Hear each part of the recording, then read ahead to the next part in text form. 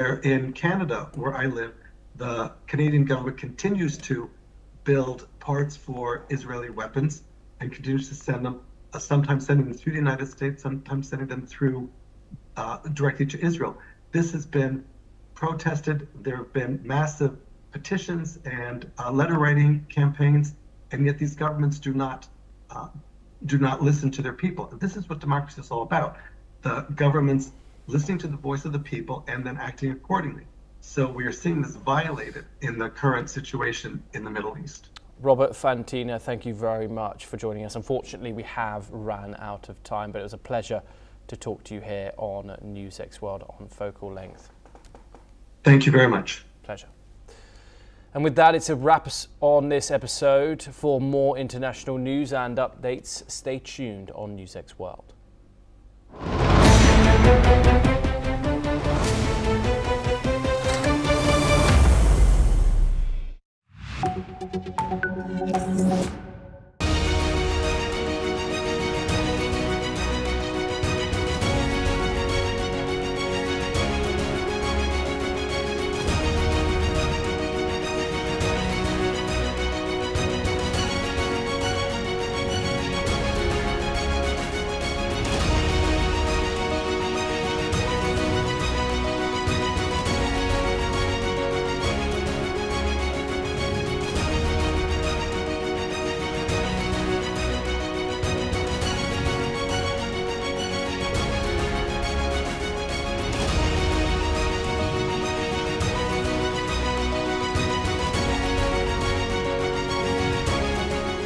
In the midst of death, life persists.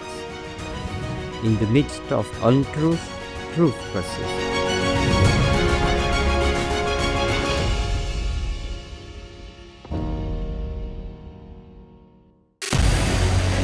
What we can do as the Interparliamentary Union to strengthen democracy, to promote human rights, to ensure that humanitarian law is respected.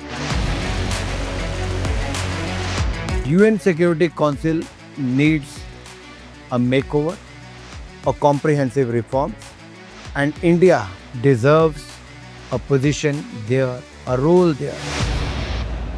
Prime Minister Modi during Operation Sindoor made it amply clear that war has never been India's choice. We are with the side of peace. We are neither neutral nor indifferent. We are with peace. We would have dealt with the US a whole lot on trade and those kinds of things, and that's not as certain these days. So we have to go back and look at our European partners, our Asian partners.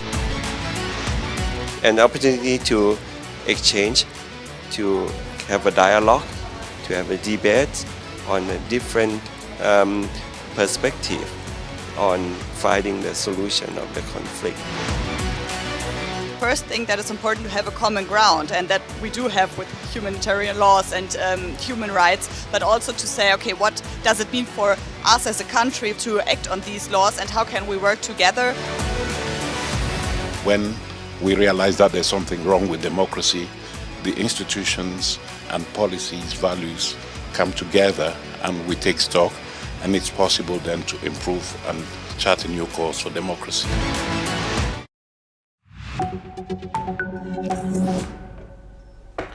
Hello and welcome, I'm Thomas Porteous and you're watching the World Report on NewsX World. Let's take a look at some of the top headlines this hour. India and the European Union finalise a free trade agreement after 2 decades of talks. EU Chief Ursula von der Leyen says the deal creates a 2 billion person market. In a visit to Beijing, Finland's Prime Minister says China can help end Russia's war by pressuring President Putin. President Xi calls for upholding a UN-centred global order. Russian attacks across Ukraine kill 4 people and wound nearly 24, officials say. President Zelensky says the strikes undermine peace efforts and call for more pressure on Moscow. Top federal immigration leaders begin leaving Minneapolis after a second US citizen is fatally shot by officers. The White House turns to Border Czar Tom Homan to take control as tensions remain high. North Korea launches 2 ballistic missiles towards the Sea of Japan, according to South Korea. The projectiles splashed down outside Japan's ease in Pyongyang's second test this month. China says it is ready to deepen cooperation with Britain as Prime Minister Keir Starmer visits this week. Starmer is set to meet President Xi Jinping and other senior Chinese leaders. France backs a ban on social media for under-15s under a new bill. The EU says it will be responsible for enforcing age verification on platforms. One battle after another and Sinners top this year's BAFTA shortlist. Both films also dominate Oscar nominations ahead of the March ceremony.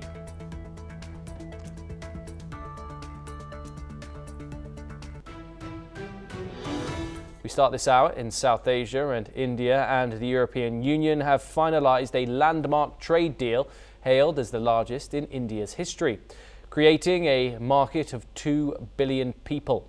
Indian Prime Minister Narendra Modi, alongside the European Council President Antonio Costa and Commission President Ursula von der Leyen, celebrated the agreement, which aims to strengthen global supply chains and foster innovation partnerships.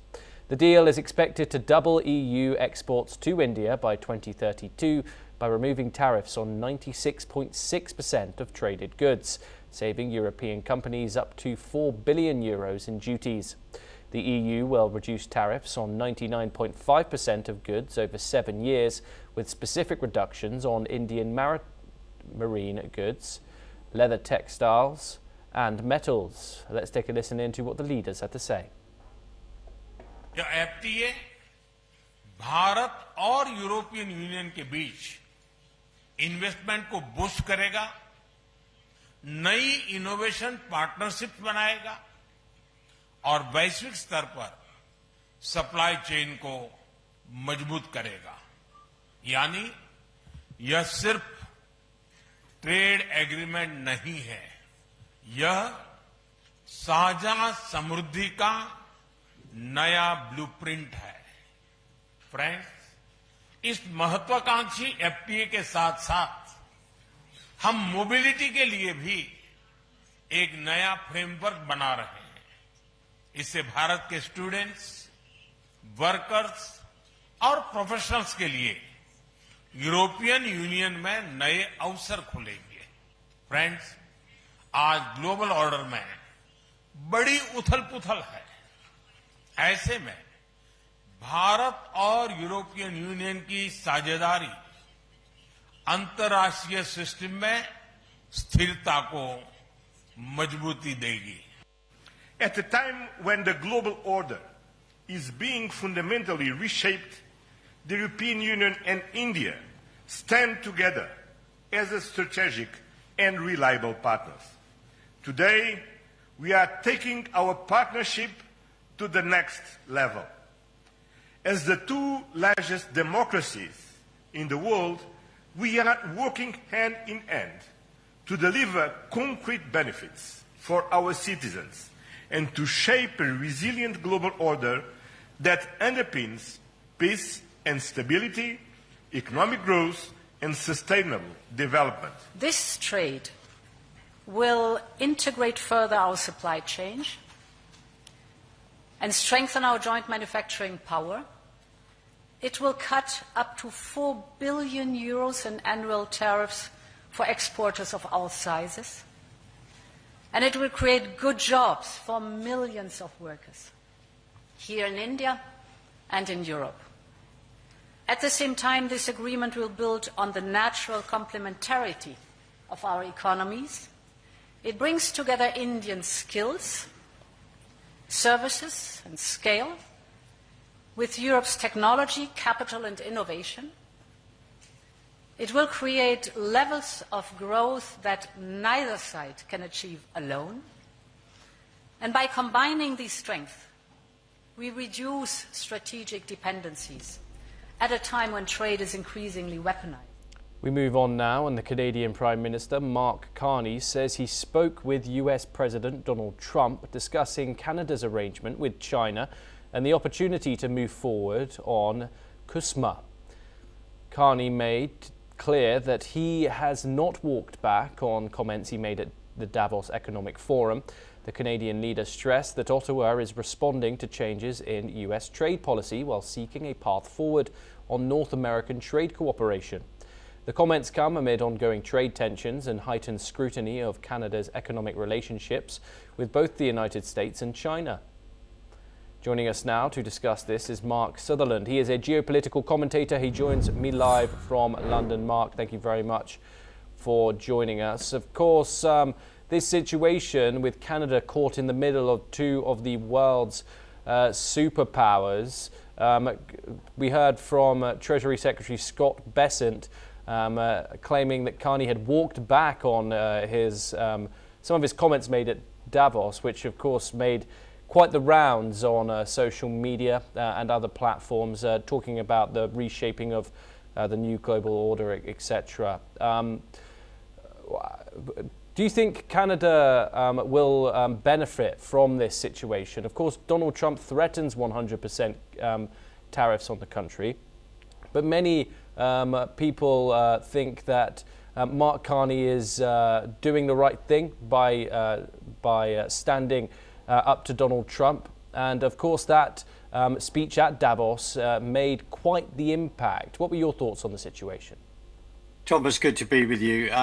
To be honest, my guidance is to look at Mark Carney, what he has done in the past as a job, look at what he has been also responsible to arriving where Canada is at this present time, to look at the Canadian, even under Justin Trudeau, Chrystia Freeland, their links then with China. And of course, recently Carney has just been over to then sit down with Xi Jinping and co and say, as establish a new world order, which caught the eye of so many. You have to go through his history as head of the Bank of Canada, the International Bank of Settlements in Basel, then as head of Bank of England, and then someone that has been putting forward all of the policies in regard to net zero. You look at Canada, where their fuel prices are going to go up, their food prices are going through the roof, and inflation is there.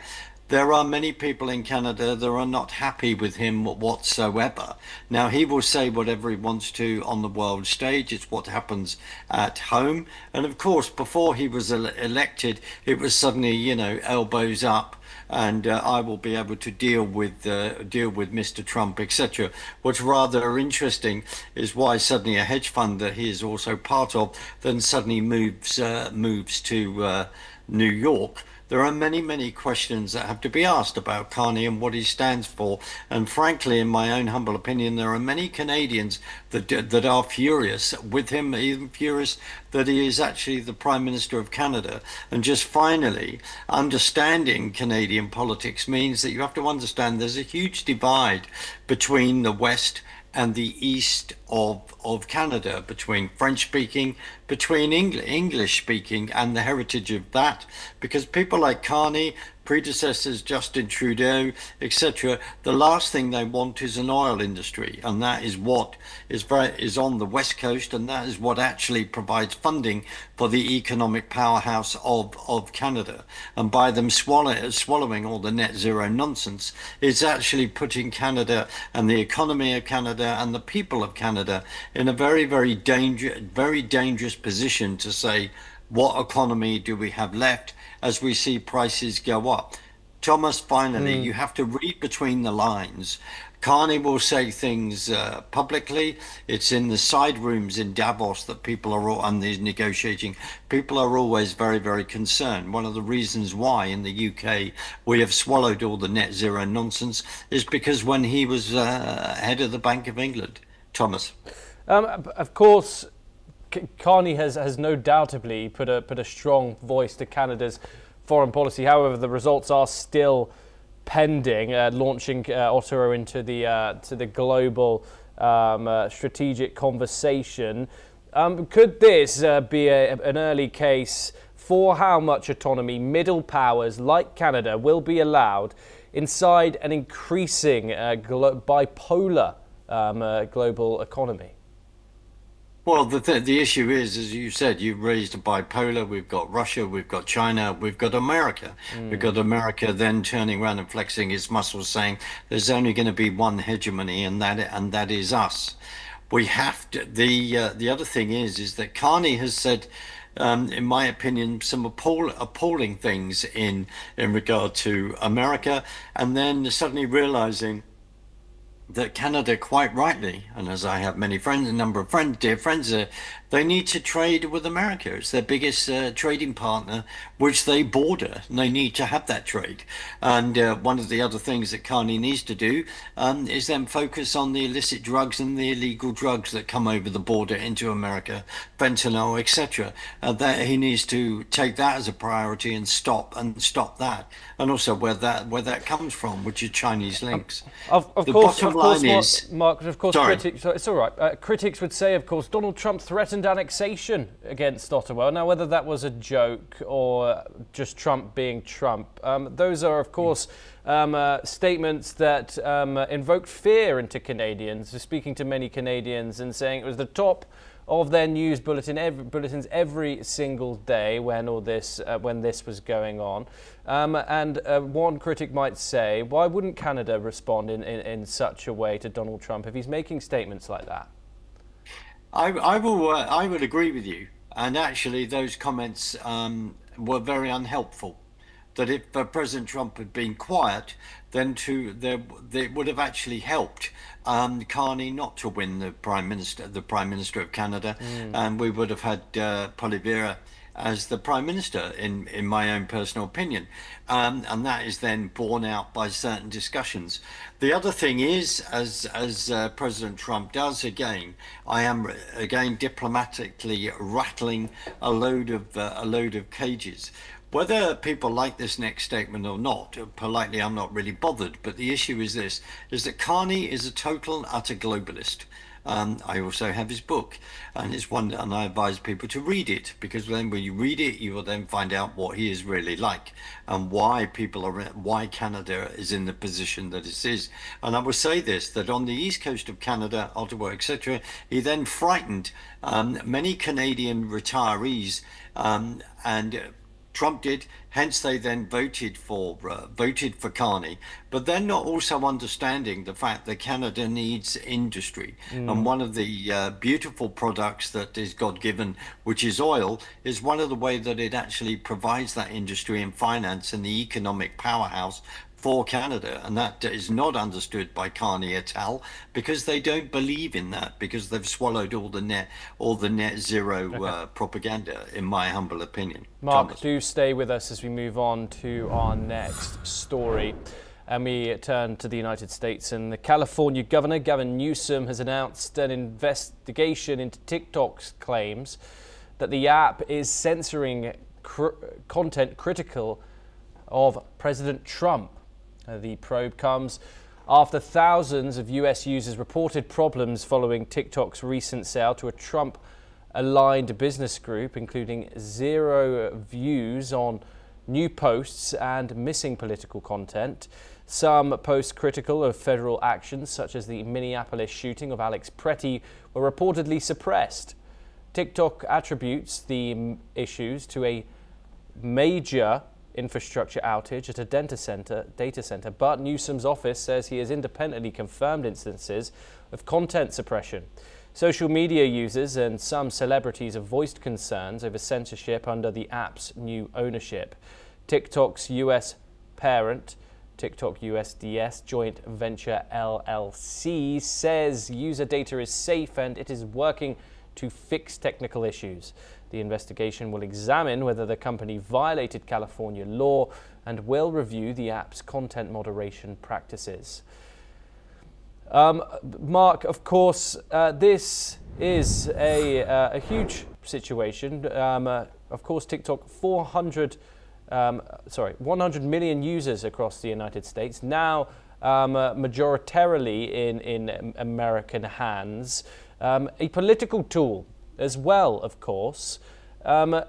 If these claims about Donald Trump and the turn out to be true, what would be the implications of that? We know the owners now, and some would be seen as, of course, Trump allies. Would there be consequences if Donald Trump content, anti-Trump content, was indeed being censored? Well, here, this is rather interesting when the boot's on the other foot, and we only have to look at Gavin Newsom, who is, in my humble opinion, is a complete and utter socialist and communist, and the number one person he does not like is President Donald Trump. Plus, he could be lining up for a presidential run in 2028. We also have to look at some of the comments and his behavior in regard to Davos. This is rather interesting. Under the previous regime of Biden, we have then seen the tactics used against President Trump and against Republicans and his voting base, especially in regard to the Jan 6 and locking up 1,600 people, innocent Americans, in regard to that. And then you have to look at how the mainstream media is then manipulated. I asked people to research Project Mockingbird in regard to that. I will say this, Thomas, that let's see the evidence. Let's see the evidence. We've had 4 years before that, leading up to 2016. It was all Hillary Clinton in regard to Russia.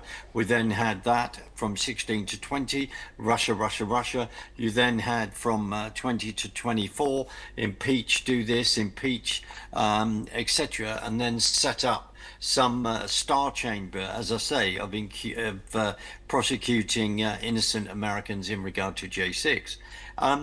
As we often say, if the propaganda suits our side, then we're just gonna shut our mouths and turn a blind eye. But actually, the manipulation in the past has been so huge. We want the truth. I can't make any comments in regard to the whole TikTok thing. Yes, I'm fully aware to some extent of who owns that now and where that has come from. But accusations of manipulation is very easy to make. Let's just see what happens. Let's just see what happens, and then prove that, and then move from that point. But I will say this: in the past, platforms, whether that's been Facebook, YouTube, et al., we look at how much they have then, and Twitter before it became X.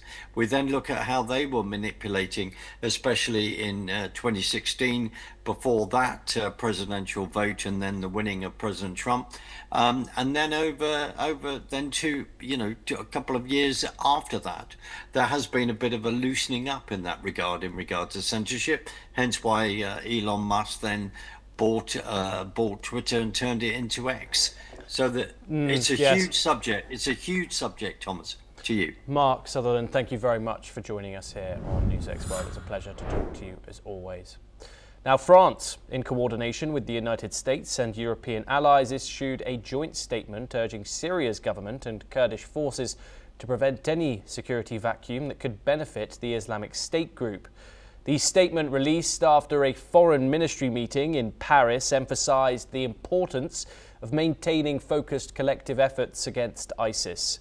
It also called on all parties involved to avoid any security lapses in and around ISIS detention centers where the group's prisoners are held.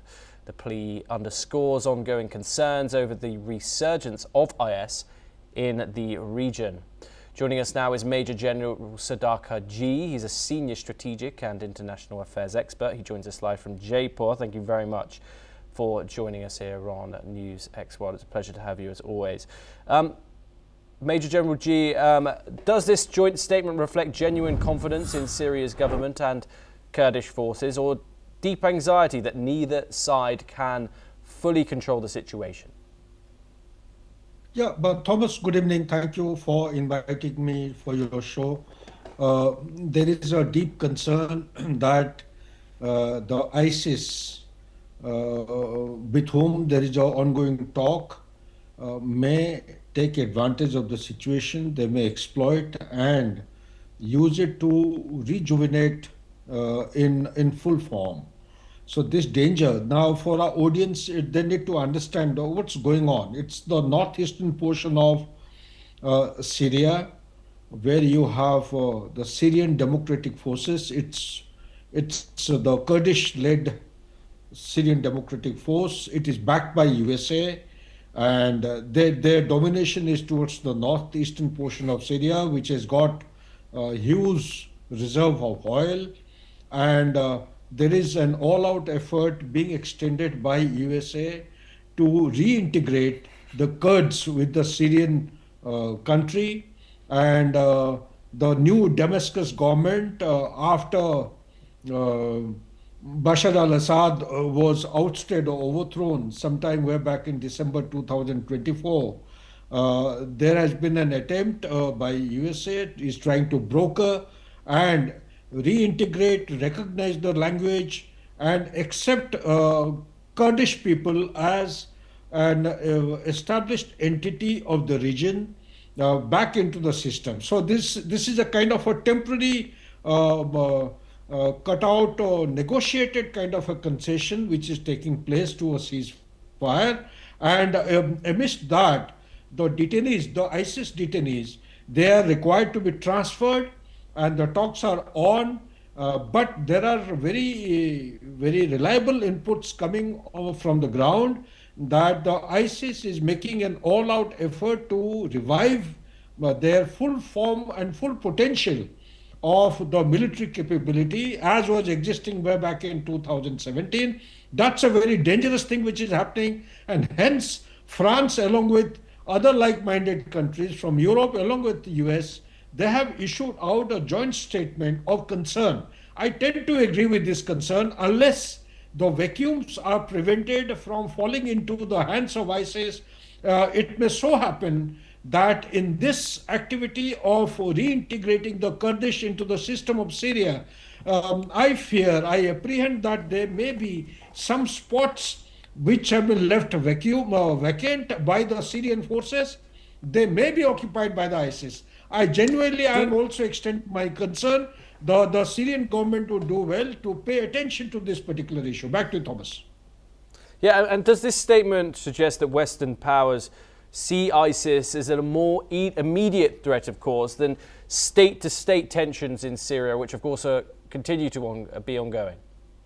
ISIS continues to be a threat even now, despite our assertion and claim of Western alliances that they have been decimated. The backbone of ISIS was completely destroyed way back in 2017.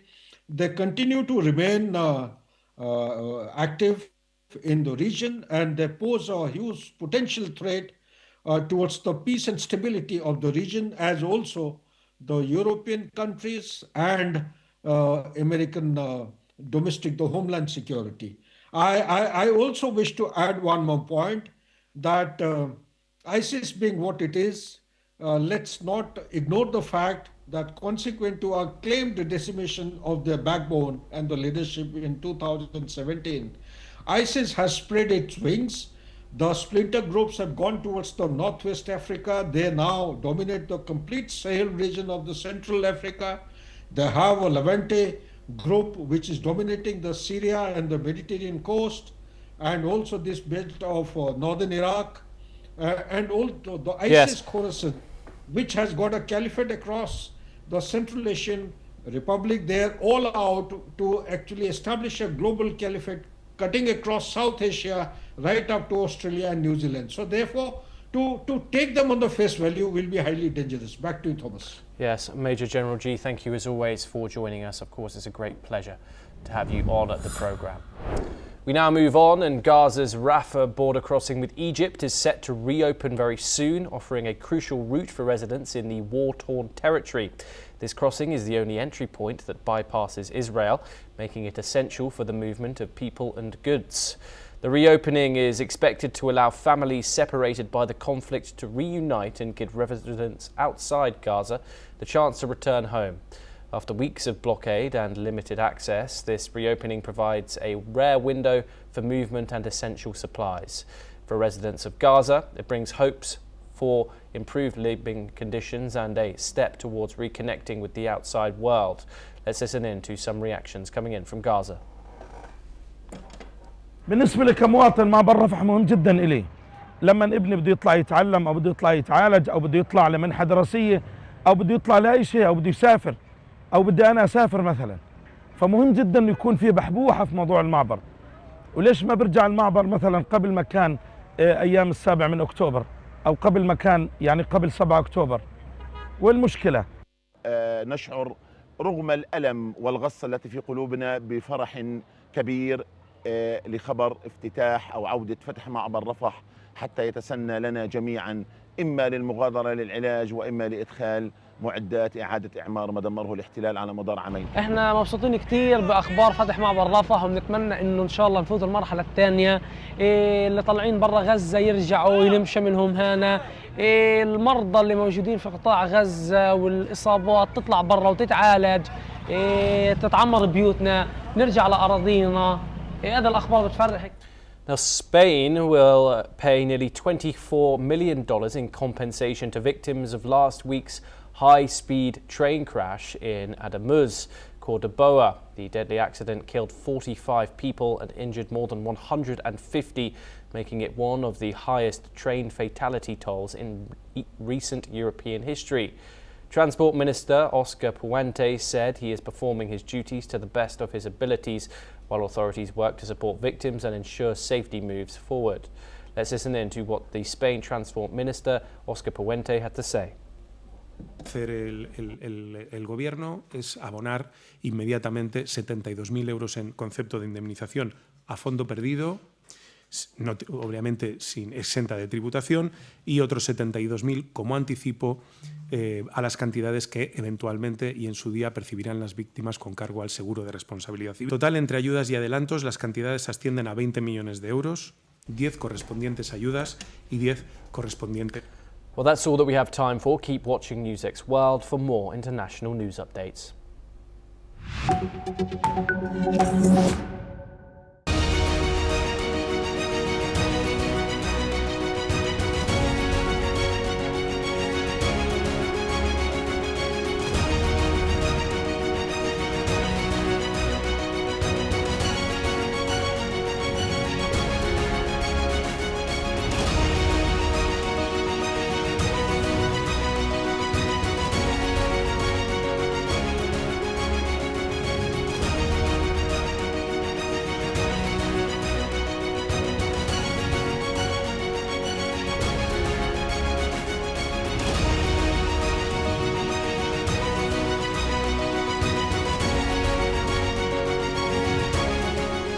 In the midst of death, life persists. In the midst of untruth, truth persists.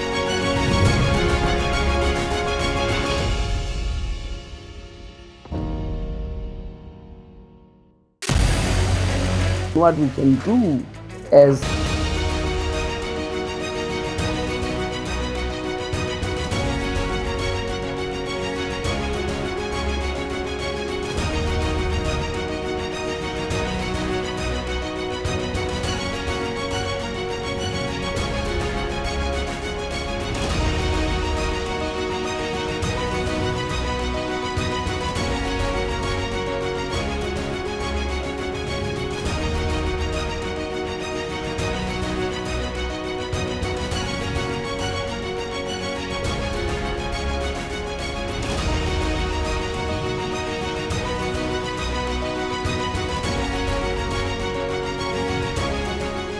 In the midst of death, life persists. In the midst of untruth, truth persists.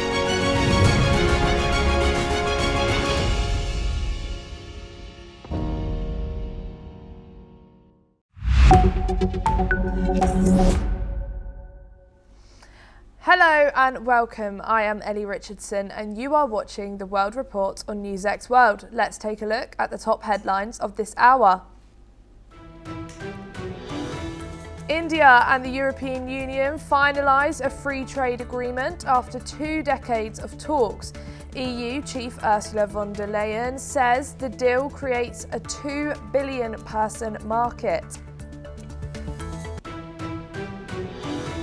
South Korea moves to reassure Washington after President Trump threatens higher tariffs on autos and other imports. Trump says Seoul is delaying a trade deal tied to major investments and tariff cuts. North Korea launches 2 ballistic missiles towards the Sea of Japan, according to Japan and South Korea. The projectiles splashed down outside Japan's ease in Saikonangang's second test this month. China says it is ready to deepen cooperation with Britain as Prime Minister Keir Starmer visits this week. Starmer is set to meet President Xi Jinping and other senior Chinese leaders.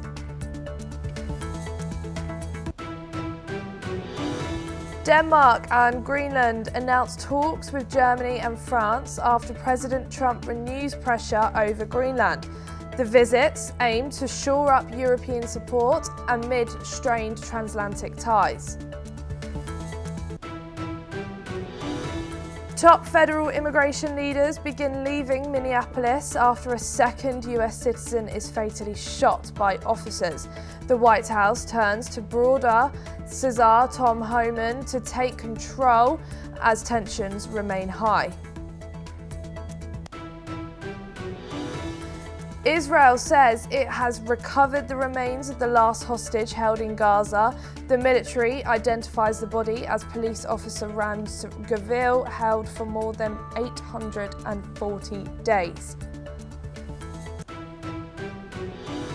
The US Treasury Chief says Canadian Prime Minister Mark Carney tells President Trump he is walking back on remarks made at Davos.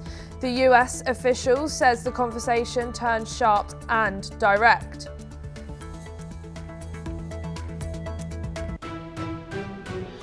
And for your top story this hour, Denmark and Greenland have coordinated with European allies, including Germany and France, to respond to renewed US pressure over Greenland.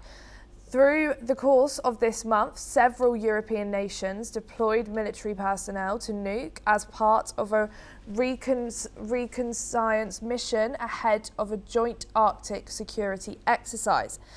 Denmark, France, Germany and the UK, Finland, the Netherlands, Norway and Sweden issued a statement asserting that only Denmark and Greenland can decide the island's future. Danish Prime Minister Mette Frederiksen met with Greenlandic leadership to solidify their unified stance. The move follows US President Donald Trump's earlier threat of tariffs on European countries opposing his plan to acquire Greenland, framed as a strategic initiative to counter Russian and Chinese influence in the Arctic. I am now being joined by Alison Mutler, who is the former AP of Bureau Chief in Romania. Thank you so much for joining us here today on NewsX World. So could this situation change how NATO and European countries work with the US on Arctic security? And if so, how? Absolutely. I mean, we're already seeing a change. Last week or 10 days ago, Donald Trump was threatening tariffs and things were escalating. And then after the Davos World Economic Forum, and talks between Trump and NATO Secretary General Mark Rutte, things calmed down and Trump rolled back his threats of tariffs so that the temperature climbed down a bit. And now the Europeans are scrambling, are trying to come up with a good plan. And Greenland and Denmark, or Denmark and Greenland, are going around the major European capitals. That is, they're going to Germany and they're going to France tomorrow. They're going to Paris meeting Emmanuel Macron, trying to work out a solution to this issue. Now, the problem is we don't actually know the details of the agreement worked out between Mark Rutte, the Secretary General, the Chief of NATO, and Donald Trump. But we do know that Donald Trump won't, he said he won't use force, and also that there will be no punitive tariffs on European nations. So at the moment, I think that Denmark and Greenland are trying to have a unified response with the powerful European nations, West European nations and other European nations as well, so that they can that Europe, basically Denmark, backed by Europe, can play a strong role in this new agreement, whatever it may be. We have had some leaked reports about what it might concern, but we're not sure at the moment. But it's very important for Denmark and Greenland to have the support of European allies, European and NATO allies. Yeah.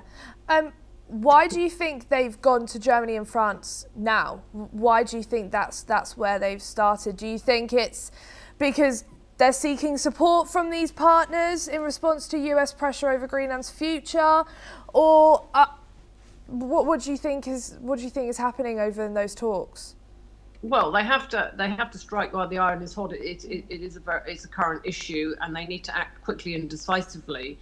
And they also need the support of the strongest NATO and EU allies in Europe.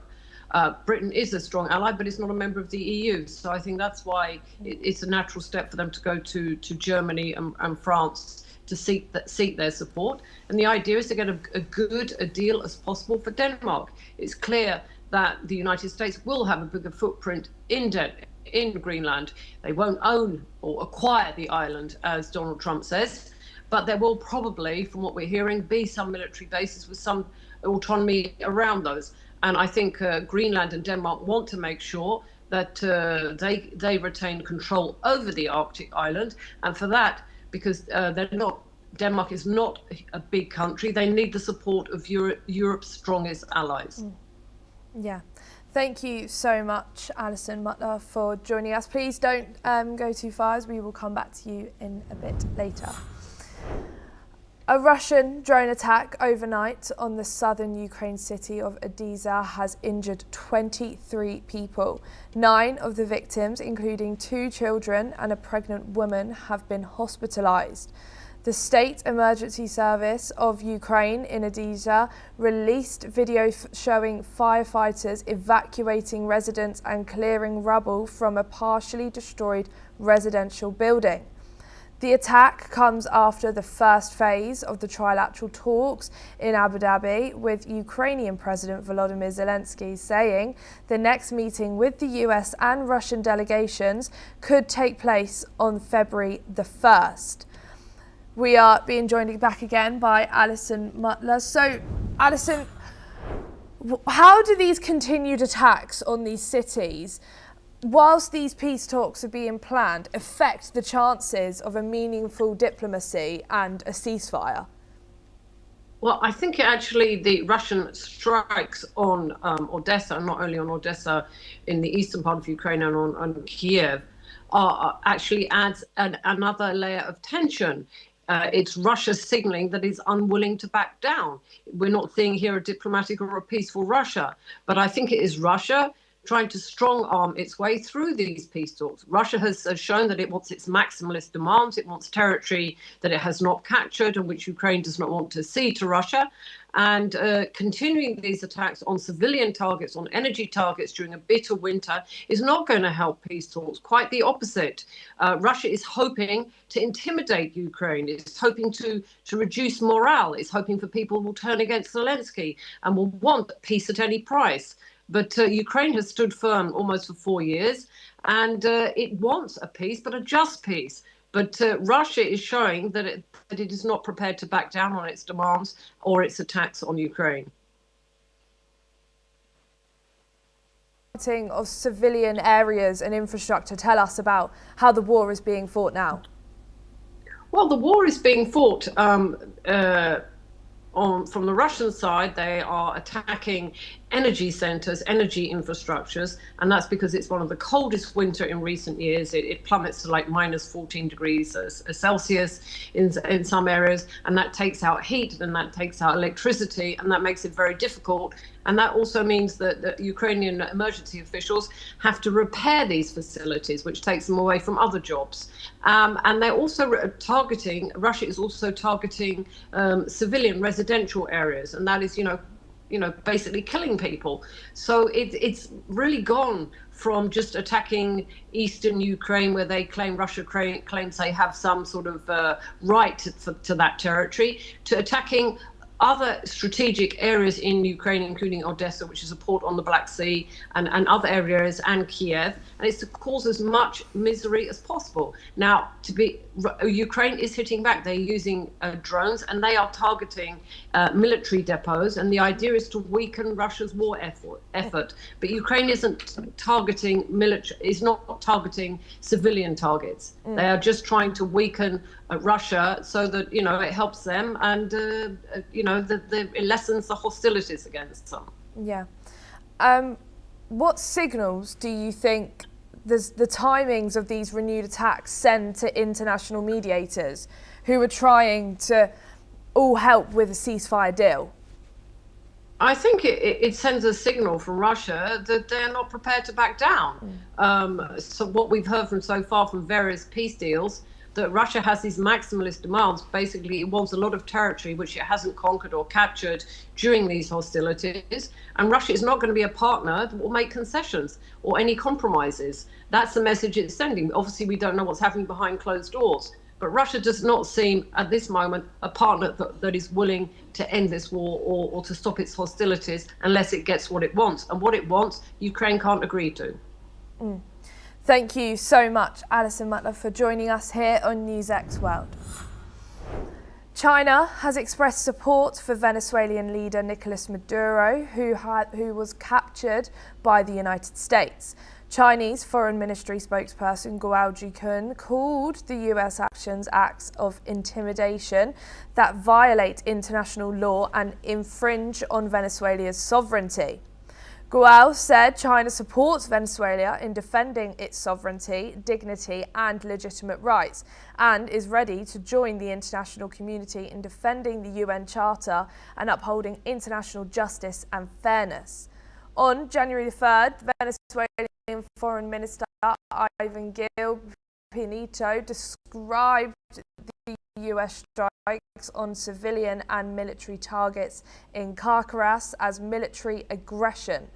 President Donald Trump later confirmed the attacks and announced the capture of Maduro and his wife, who were transported to a detention facility in New York.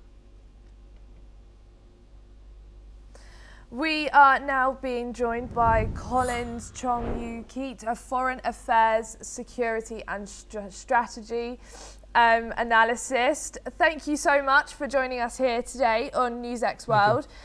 So, why do you think China is criticising the US for capturing Nicolas Maduro, and what principle is it trying to defend? Well, it's a continuation of the narrative seeking opportunities by Beijing to frame the actions by Washington as one that is threatening in nature, in the sense of threatening the conventional rules-based order, the one that the US itself is now trying to defend. But Beijing is trying to point out the hypocrisy of what President Trump has been doing in terms of destabilizing the UN Charter. So of course, this is also being seen as trying to galvanize the support from the global South, and trying to be seen as the defender of the global South, and to enhance the solidarity and to protect the rights of the nations, especially from the global South. So we have seen how China is trying to project itself as the de facto leader of global South and as the protector of the UN Charter, and trying to frame the US as the one that is trying to destabilize the whole region and the whole world.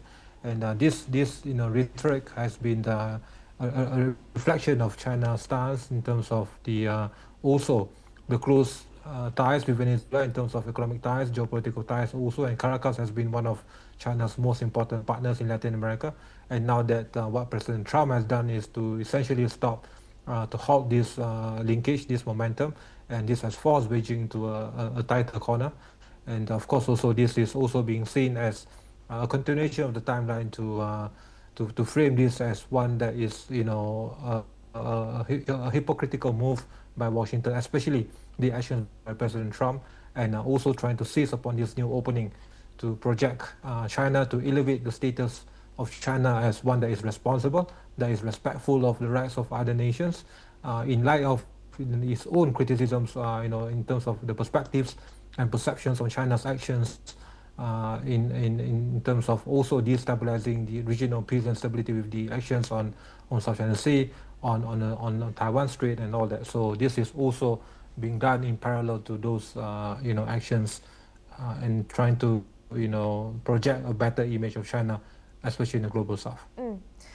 And we know there's already some tensions between China and the US at the minute. How could China's strong response affect that? Well, we've seen how Beijing would not want to of course also send a wrong message, and of course also to have this risk of Washington seeing this as a needed pretext to do even greater actions on Venezuela. We've seen how China is stopping short of providing hard power support to Venezuela, and all those measures are being confined to this diplomatic support, to this also vocal support in upholding the tenets and narratives of the global governance, in terms of also defending the UN Charter, defending the sanctity of global norms. But this is the red line. This is the boundaries that China is willing to partake in, stopping short of providing economic retaliation actions. Knowing how well now Beijing is trapped by the actions by President Trump, starting also from the Biden administration in terms of technology sanctions, tech restrictions, the outflow of capital, outflow of investments, and of course also these various measures in place on tariff and now that this decoupling measure. So China itself is increasingly trapped, and of course by having greater retaliative actions over Venezuela, I don't think that it's worth it for Beijing to do that. Now that it's trying also to seize upon these new divisions between Washington and close allies, including with Europe, and we've seen how China also is now trying to position itself closer with Canada, with South Korea, with the UK, as in light with what has happened recently in the case of Greenland and the European division over that. So of course also now China is trying to build this in parallel, and Venezuela is just another process in the whole timeline. Thank you so much, Colin Strong-Ukit, for joining us here on NewsX World. Verified videos emerging from Iran shows bodies piled up in hospitals, snipers on rooftops, and protesters destroying CCTV cameras amid a severe crackdown. The footage, dated 8th and 9th of January, follows calls for nationwide demonstrations and appears to capture the deadliest nights for protesters so far. Videos from Tehran show at least 31 bodies inside one hospital, with additional body bags outside the entrance. Other clips depict hundreds of protesters on highways as gunfire rings out. Security forces have also been seen firing from streets in Kerman and positioned as snipers on buildings in Mashhad, while protesters attempt to evade surveillance by disabling cameras. Human rights groups report nearly 6,000 deaths so far, with some warning that the toll could exceed 25,000. Iran maintains that most casualties were security personnel or bystanders attacked by rioters. The country remains under an almost total internet blackout, though limited access via satellite internet and VPNs has allowed some footage to emerge. A boat carrying 25 people, including a group of French tourists, a tour guide and the captain, capsized just 2.5 nautical miles from Sultan Qaboos port in the Gulf of Oman. Authorities confirm 3 French tourists have died while 2 others sustained minor injuries. Rescue teams rushed to the scene to assist passengers. Officials are investigating the cause of the accident. France's foreign ministry has yet to comment. This incident adds to growing concerns over maritime safety in the region. That's all we have time for today. Keep watching NewsX World for more news updates from around the world.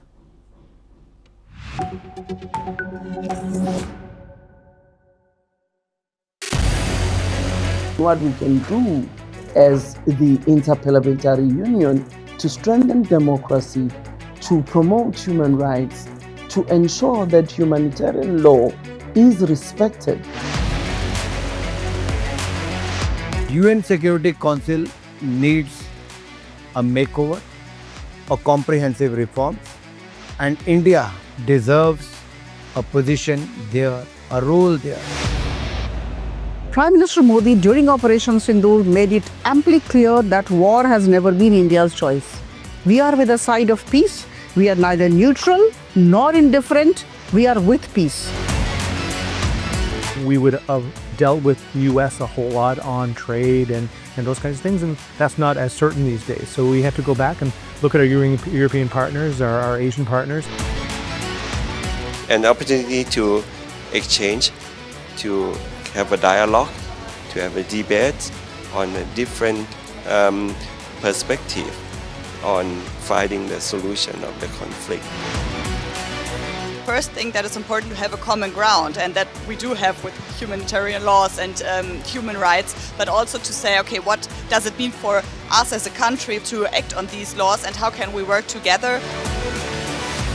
When we realize that there's something wrong with democracy, the institutions and policies, values come together and we take stock, and it's possible then to improve and chart a new course for democracy. It's the people's right to self-determination, and if they want to be independent, they should be independent. We will not start a war against Greenland.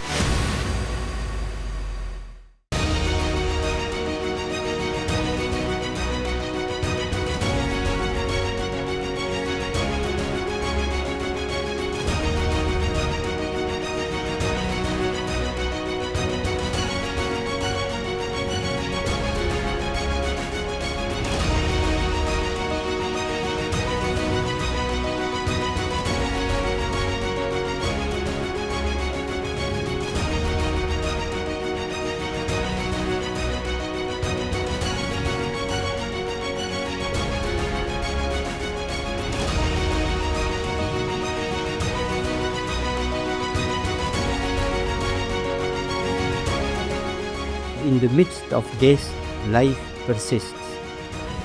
In the midst of untruth, truth persists.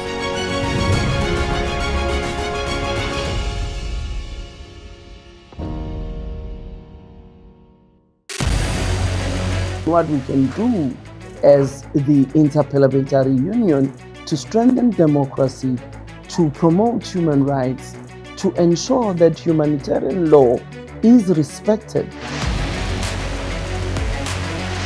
UN Security Council needs a makeover, a comprehensive reform, and India deserves a position there, a role there. Prime Minister Modi during Operation Sindoor made it amply clear that war has never been India's choice. We are with the side of peace. We are neither neutral nor indifferent. We are with peace. We would have dealt with US a whole lot on trade and those kinds of things, and that's not as certain these days. So we have to go back and look at our European partners, our Asian partners. An opportunity to exchange, to have a dialogue, to have a debate on a different perspective on finding the solution of the conflict. First thing that is important to have a common ground, and that we do have with humanitarian laws and human rights, but also to say, okay, what does it mean for us as a country to act on these laws and how can we work together? When we realize that there's something wrong with democracy, the institutions and policies, values come together and we take stock, and it's possible then to improve and chart a new.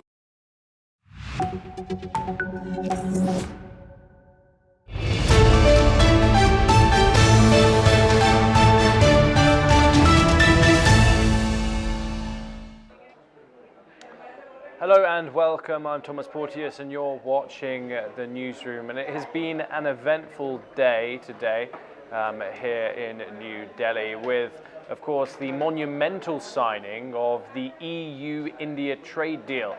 European Commission Chief Ursula von der Leyen is in the capital of India today, along with further European officials such as Antonio Costa and Šefčovič. They have just signed a free trade agreement, which has taken 2 decades of negotiations to complete. It is set to affect a population of 2 billion people across both India and the 27-nation bloc. So a hugely significant deal today, signed in New Delhi. Some calling it the mother of all trade deals. As we've said, 2 decades in the making. Joining me now to discuss this update is Marisha Barv. She's going to give us some updates and some details on this trade deal. Indeed, it is a monumental trade deal that has been struck between India and the EU, that is the European Union. Now, the reason why this is such a huge deal, or why it has also, in the words of Indian Prime Minister Narendra Modi, been said that it's the mother of all deals, is because, like you mentioned, it is 2 decades in the making of this trade deal that has been struck. Now, the reason why this in fact has been at such a high level discussion, or is gathering a lot of intel right now, is because this deal creates a free trade zone between the 2 billion people accounted for, representing nearly 25% of global GDP, opening up a significant trade opportunity for both India and EU. Now let's talk about the key details of the deal that has been struck. Now, the trade value, which is almost 120 billion euros in bilateral trade, which was accounted for in the year 2024. Now, EU's imports from India will be accounted for around 70 billion euros, while EU's export to India will be accounted for 49 billion euros. Now, the tariff reductions have been rather noteworthy with regards to this deal, where EU will eliminate tariffs on 95.5% of Indian goods by value. India will reduce tariff on 97.5% of the EU goods.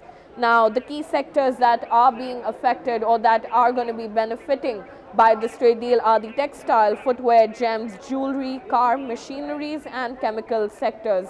But also the automobile tariff, where EU car imports to India, where tariff will be dropped down from 110% to 10% in 5 years. Other aspects such as the wine and spirits tariff will drop from 150 to 75% and eventually further drop down to 20%. Obviously, they see a shift of tariff accounting for industrial goods, where tariff on machineries and chemicals will mostly be eliminated. That is being nullified. Now, the service and mobility as such, where India gains easier access for IT, healthcare and education professionals to work in the EU. These are opportunities opening up for Indian citizens within the EU, and also looking at it from the geopolitical context of it. It's seen as a strategic response to global trade disruptions and protectionism. India's trade deal with the UK, which was struck in 2025, last year, Oman, and the EFTA in 2025 add the significance, add to the significance of this agreement. So yes, Tom, this is what has been, this is the intel we gather from the bilateral that recently took place in New Delhi with the Indian Prime Minister and Ursula von der Leyen and Antonio Costa in attendance, with other EU officials who have made this deal now an agreement, and it will soon be implemented this year. Yes, Tom, that's what we know of this. Thank you very much, Marisha, for filling us in there on those statements. Of course, we'll continue to bring you all the updates as that European summit continues. But we now move on and over to the United States, and there has, of course, been an ongoing situation in the Minnesota city of Minneapolis, where 2 people have been killed, sparking wide protests across the city, a protest-sensitive city. Of course, pretty and good 2 US citizens that have been killed by the hands of ICE agents, taking and operations in the United States. Preti was a 37-year-old US citizen who was shot dead during an altercation with Border Patrol in Minneapolis. And Donald Trump, some say, has conceded and has withdrawn certain numbers of ICE troops out of the city of Minneapolis. Border Czar Tom Homan is heading to the city to lead local immigration officials in the city. Of course, it follows major backlash over how top federal officials, including Bovino and Homeland Security Secretary Kristi Noem, responded to the shooting. Of course, we've seen nationwide backlash after the killing of these two US citizens, which has occurred in Minneapolis. A new update, a federal judge has ordered acting ICE Director Todd Lyons to appear in court on Friday to explain why an immigration detainee has not had a bond hearing in the court-ordered time frame. This comes as Border Patrol Chief Gregory Bovino said, and some of his agents will leave Minneapolis following the fatal shooting on Sunday. Once again, Maresha is going to join us on this. Tell us a little bit more about what's been going on in the US state of Minnesota. Yes, well, Tom, like you mentioned, a lot of unrest and aggression is seen within the United States. It is, in fact, in this mode of aggregated anger with regards to the ICE agents, and what has fueled these are the fatal shooting of, like you mentioned, Renee Good. She was a mother of two, was shot by an ICE agent during a protest. Further to which, even accounted for 2 days back, we had Alex Jeffrey Preti, who was a nurse in the ICU, who worked in the ICU part of the medical industry, who also got shot. Now, what was controversial with the shooting of both of them is the ICE agents constantly mentioned that they shot due to as an act of self-defense, although footage from the body cams or footage while examining the incident shows that in the case of Alex Preti, he was holding a phone and not a gun. What the ICE agents did contradict or did claim was that he was attacking and he was resisting an arrest that was made by the ICE agents, although that turned out to be false. Now, all of these instances adding up create immense unrest for the U.S. administration, in fact, and Trump's deployment of ICE agents within Minneapolis, Minnesota. But now, like you mentioned, you see that the agents are now being asked to not to start leaving Minneapolis, where they have also begun to withdraw from places where there is intense public backlash and growing political pressure after the two fatal shootings that involved the federal agents during the immigration crackdown that Trump has surged. He calls this crackdown Operation Metro Surge. Now, the initial departure of the ICE agents was announced by Jacob Frey, and they are to begin to leave, and they have already started withdrawing as of 27 January 2026. Now, there is a leadership change that is being visible, where the senior Border Patrol commander, Gregory Bovino, who led the militarized enforcement operation, is being reassigned and is expected to leave the city immediately. President Trump has appointed Border Czar Tom Homan to take over management of immigration operations henceforth in Minnesota. Now, before the current reduction, an estimated 3,000 federal agents were operating in Minneapolis area. The administration indicated that the CBP agents won't be needed, as I quote, if local officials comply with certain anti-immigration measures. Now, all of this, of course, brings into a lot of legal pressure, where a federal judge has ordered the acting director of ICE, Todd Lyons, to appear in court on Friday, that is January the 30th, that's upcoming this week, to explain why the agency should not be held in contempt of failing to hold required bond hearings for detained immigrants. So this is what we are picking up from the latest of the ICE agents and their withdrawal from Minnesota, and we do hope that the unrest and public backlash does calm down in the coming few days, and the further legal proceedings do happen in an orderly manner in the USA. Thank you very much, Maresha, for giving us that insight. We move on now to a related development, where an unexpected development, and U.S. immigration officials have said, U.S. officials have said that they're going to be present at the Winter Olympics in Italy. U.S. immigration and customs enforcement agents will play a security support role at the 2026 Milan Cortina Winter Olympics, but not in immigration enforcement. The deployment is stirring considerable controversy in Italy, where mayors, among others, have raised concerns about the presence of ICE agents in the city. And Italian officials have given mixed signals. ICE will reportedly support US diplomatic security cadres and not operate on Italian streets.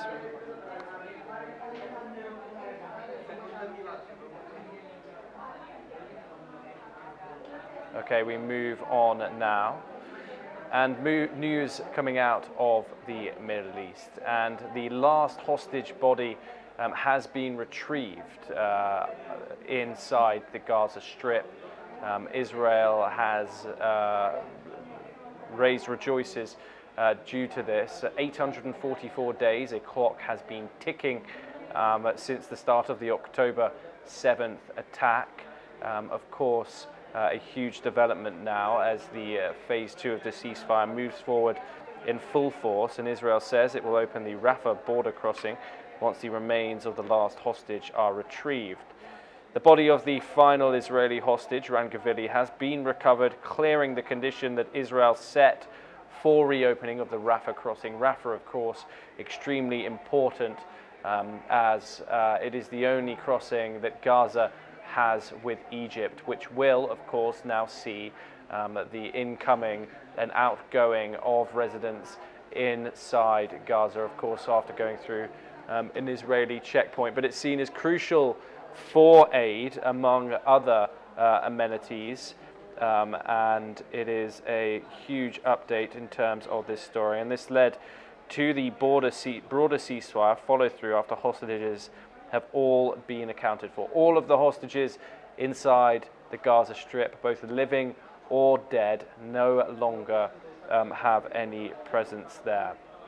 Now we will see if this ceasefire will indeed move forward or it will move on to the phase 2.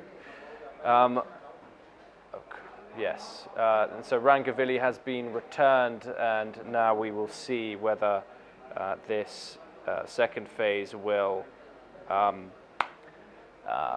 end or not. Of course, this requires the second, this is one of the first times in decades in which an Israeli hostage is no longer inside Gaza. We're now joined by Maresha. She's going to give us some further updates when it comes to this story. Maresha. Well, yes, Tom. Like you mentioned, the return of Ran Gavili, the last hostage held by Gaza, the last Israeli hostage held by Gaza, his remains returning back to Israel really does mark a pivotal point with regards to the peace plan between Israel and Gaza that was brokered by the USA. Now, the retrieval of his body satisfies a key condition of the US brokered peace plan, which progress had been stalled lately due to a lot of violence and a lot of violation of the peace agreement. Now, talking about the Rafah crossing, it is and the poised of its partial reopening when Netanyahu's government has signaled that Gaza's Rafah border crossing with Egypt is closed, which was closed since May 2024, will be reopened in a limited capacity only once the last hostage remains are returned, which has now been satisfied yesterday with the return of the remains of Ran Gavili. Now, the crossing is critically important as the only direct land route out of Gaza for civilians and goods, particularly for humanitarian aid. Palestinian and international mediators that include the USA, Turkey, are pushing for the crossing to fully open, sparking tensions over how and when it should operate. Now, Netanyahu seems to be garnering immense pressure from international actors, where US envoys are actively engaging Israeli leadership to advance the next phase of the ceasefire plan, which includes disarmament of Hamas and reconstruction efforts. But let's talk about the humanitarian and political concerns that do continue. Now, even as political steps advance, damage and humanitarian needs in Gaza still remain acute, with limited aid reaching the other side. Limited crossings may not be enough to meet massive aid requirements. Now, analysts and local voices express worry that Rafah's limited opening, potentially only for people, not cargo, could disadvantage Palestinians and favor a one-way movement. Now, there are broader debates over the ceasefire provisions, implementation timelines, and whether key peace plan benchmarks would be met. But yes, even though this is a step forward, there is still continued violence and the fragility of the ceasefire plan being violated.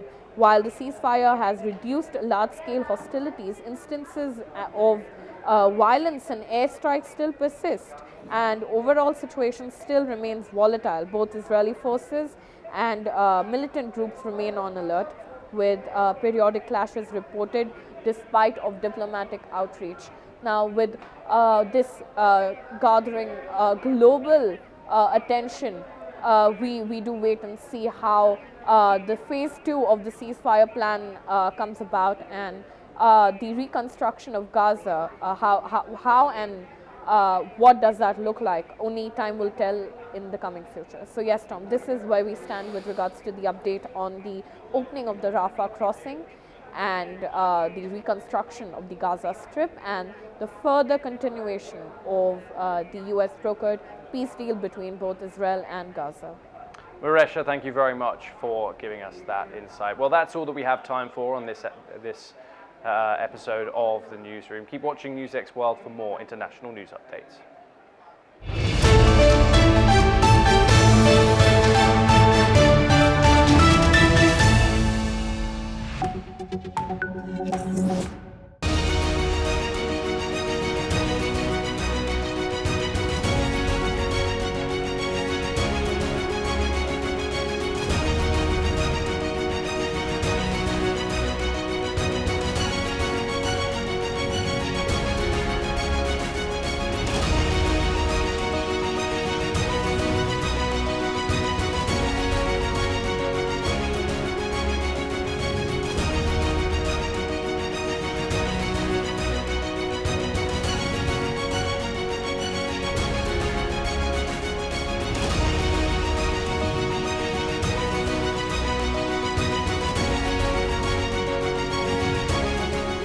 In the midst of this, life persists.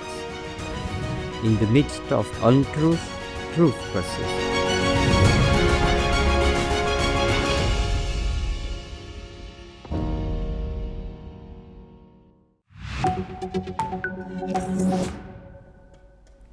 Hello and welcome. I'm Sima Katawa and you're watching the World Report on NewsX World. Let's take a look at the top headlines of this hour.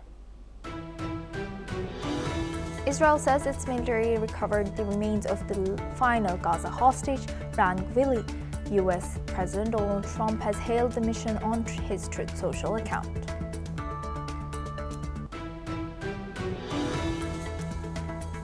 The United Nations has welcomed the return of the last Gaza hostage remains and offered condolences to the family. UN spokesperson says full ceasefire implementation in Gaza is critical and urges all sides to act now. US President Donald Trump raises tariffs on South Korean autos, lumber, and pharmaceuticals to 25%. He says Seoul's parliament has failed to approve a trade deal and is not living up to commitments.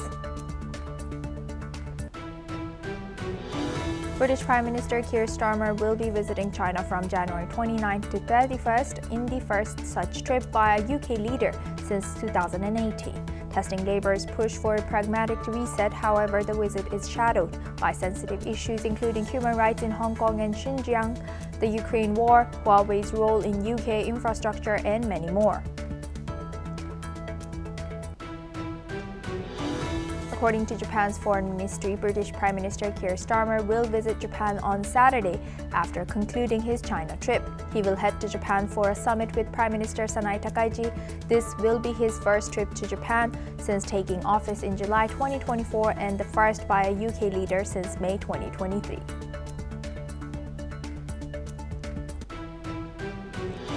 According to Chinese state media, Chinese President Xi Jinping has called on Finland to deepen cooperation with Beijing in energy transition, circular economy, agriculture, forestry, science and technology during talks with Finnish Prime Minister Petteri Orpo in Beijing, while Xi also invited Finnish companies to explore the Chinese market.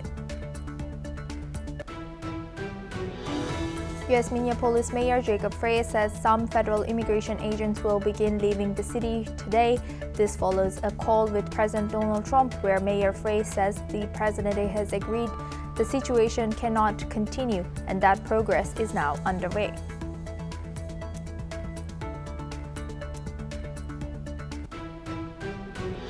Ukrainian President Volodymyr Zelensky says the next Ukraine-Russia talks are expected on February 1st, but adds the meeting should happen sooner.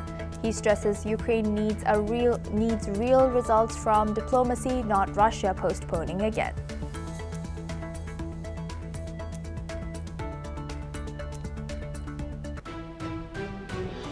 Now we start this hour with U.S. and Middle East. A U.S. aircraft carrier and supporting warships have now arrived in the Middle East, expanding U.S. President Donald Trump's options for defending U.S. forces or potentially taking any military action against Iran. The USS Abraham Lincoln, along with guided missile destroyers, have crossed into the region, which is under the U.S. Military Central Command.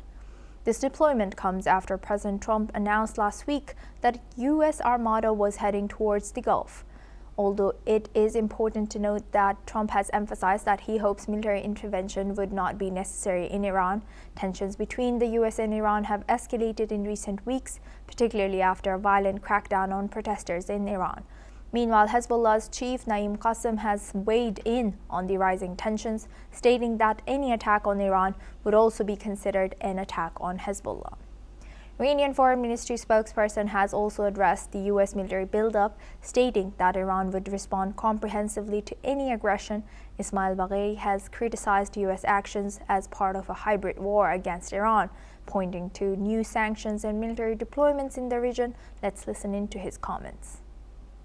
برای منطقه به خوبی به این امر واقف هستند که هر گونه ناامنی در منطقه هدفش فقط ایران نیست. ناامنی مصری است. جمهوری اسلامی ایران هم نسبت به توانمندی‌های خودش اطمینان داره، هم تجربه‌های قبلی از جمله تجربه نبرد قهرمانانه خرداد ماه رو در ذهن داره. توانمندتر از هر زمانی قطعاً به هر گونه تعرضی پاسخی فراگیر و پشیمان کننده.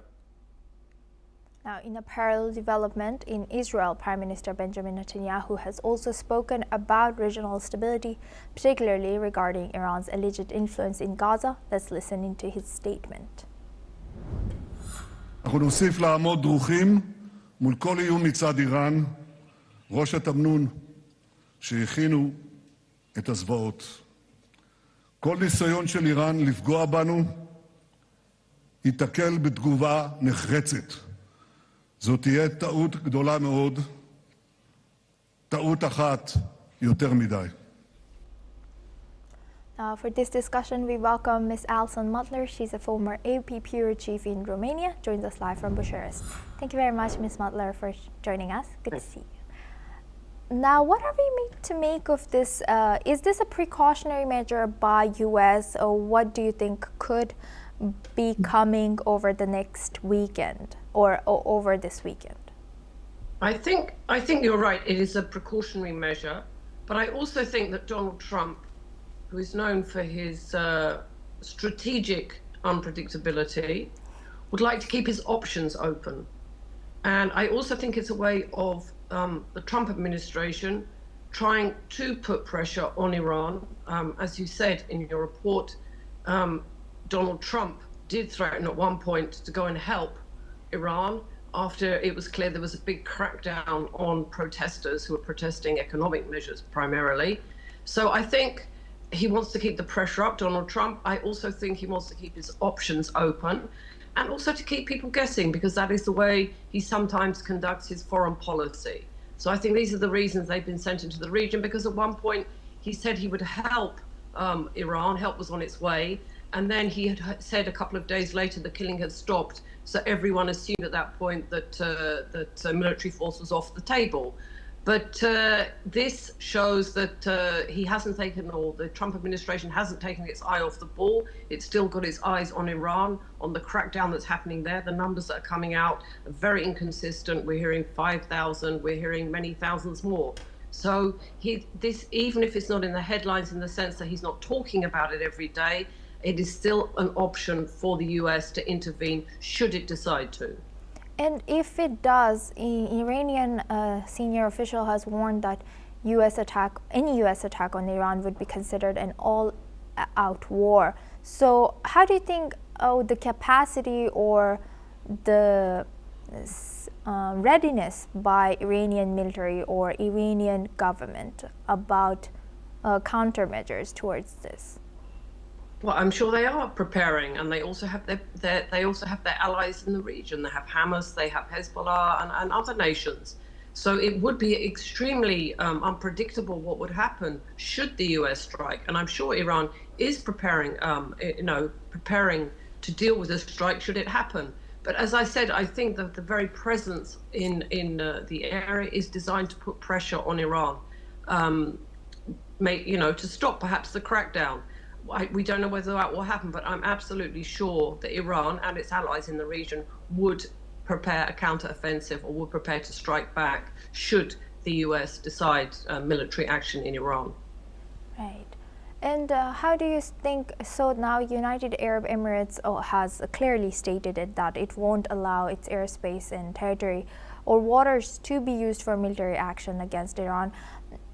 So where will U.S. be using? Do you think U.S. will be mainly using Qatar's airbase? Yeah, probably Qatar. That sounds like a much more sensible, that sounds like a much more viable option. They can't use, the UAE basically just wants has a complicated relationship with Iran, but it basically wants to keep stability in the region. It wants to keep out of such a conflict, which would be a very high stakes conflict and very complicated. It would be nothing like Venezuela going in and going out. There's so many regional actors involved. It would be much more complicated, and it has the risk of spreading. And Donald Trump and his administration know this. But yes, they'd have to use, Qatar would be an obvious choice. Thank you very much for sharing that insight. Please stay with us as we come back to you for our next discussion as well. Now, moving on to Japan, Japanese Prime Minister Sanai Takaichi has kicked off her election campaign today in central Tokyo, with supporters gathering to hear her speak. Official campaigning starts ahead of the snap election on February 8th, just 16 days after the lower house was dissolved, the shortest pre-election period in post-war Japan. Takaichi, Japan's first women prime minister, stakes her political future on this vote, promising to resign if her coalition fails to secure a majority. She spoke out about strengthening Japan's economy and national power and defended a recent tax cut package aimed at easing inflation. However, her popularity has dipped from 75% to 67%, and critics question whether her promises will win votes. Opposition parties have formed a centrist alliance to challenge her, but analysts say a LDP victory remains likely. Takaichi has also highlighted foreign policy, noting her engagements with world leaders and strong stance on China and Japan, China and Taiwan. Let's listen in.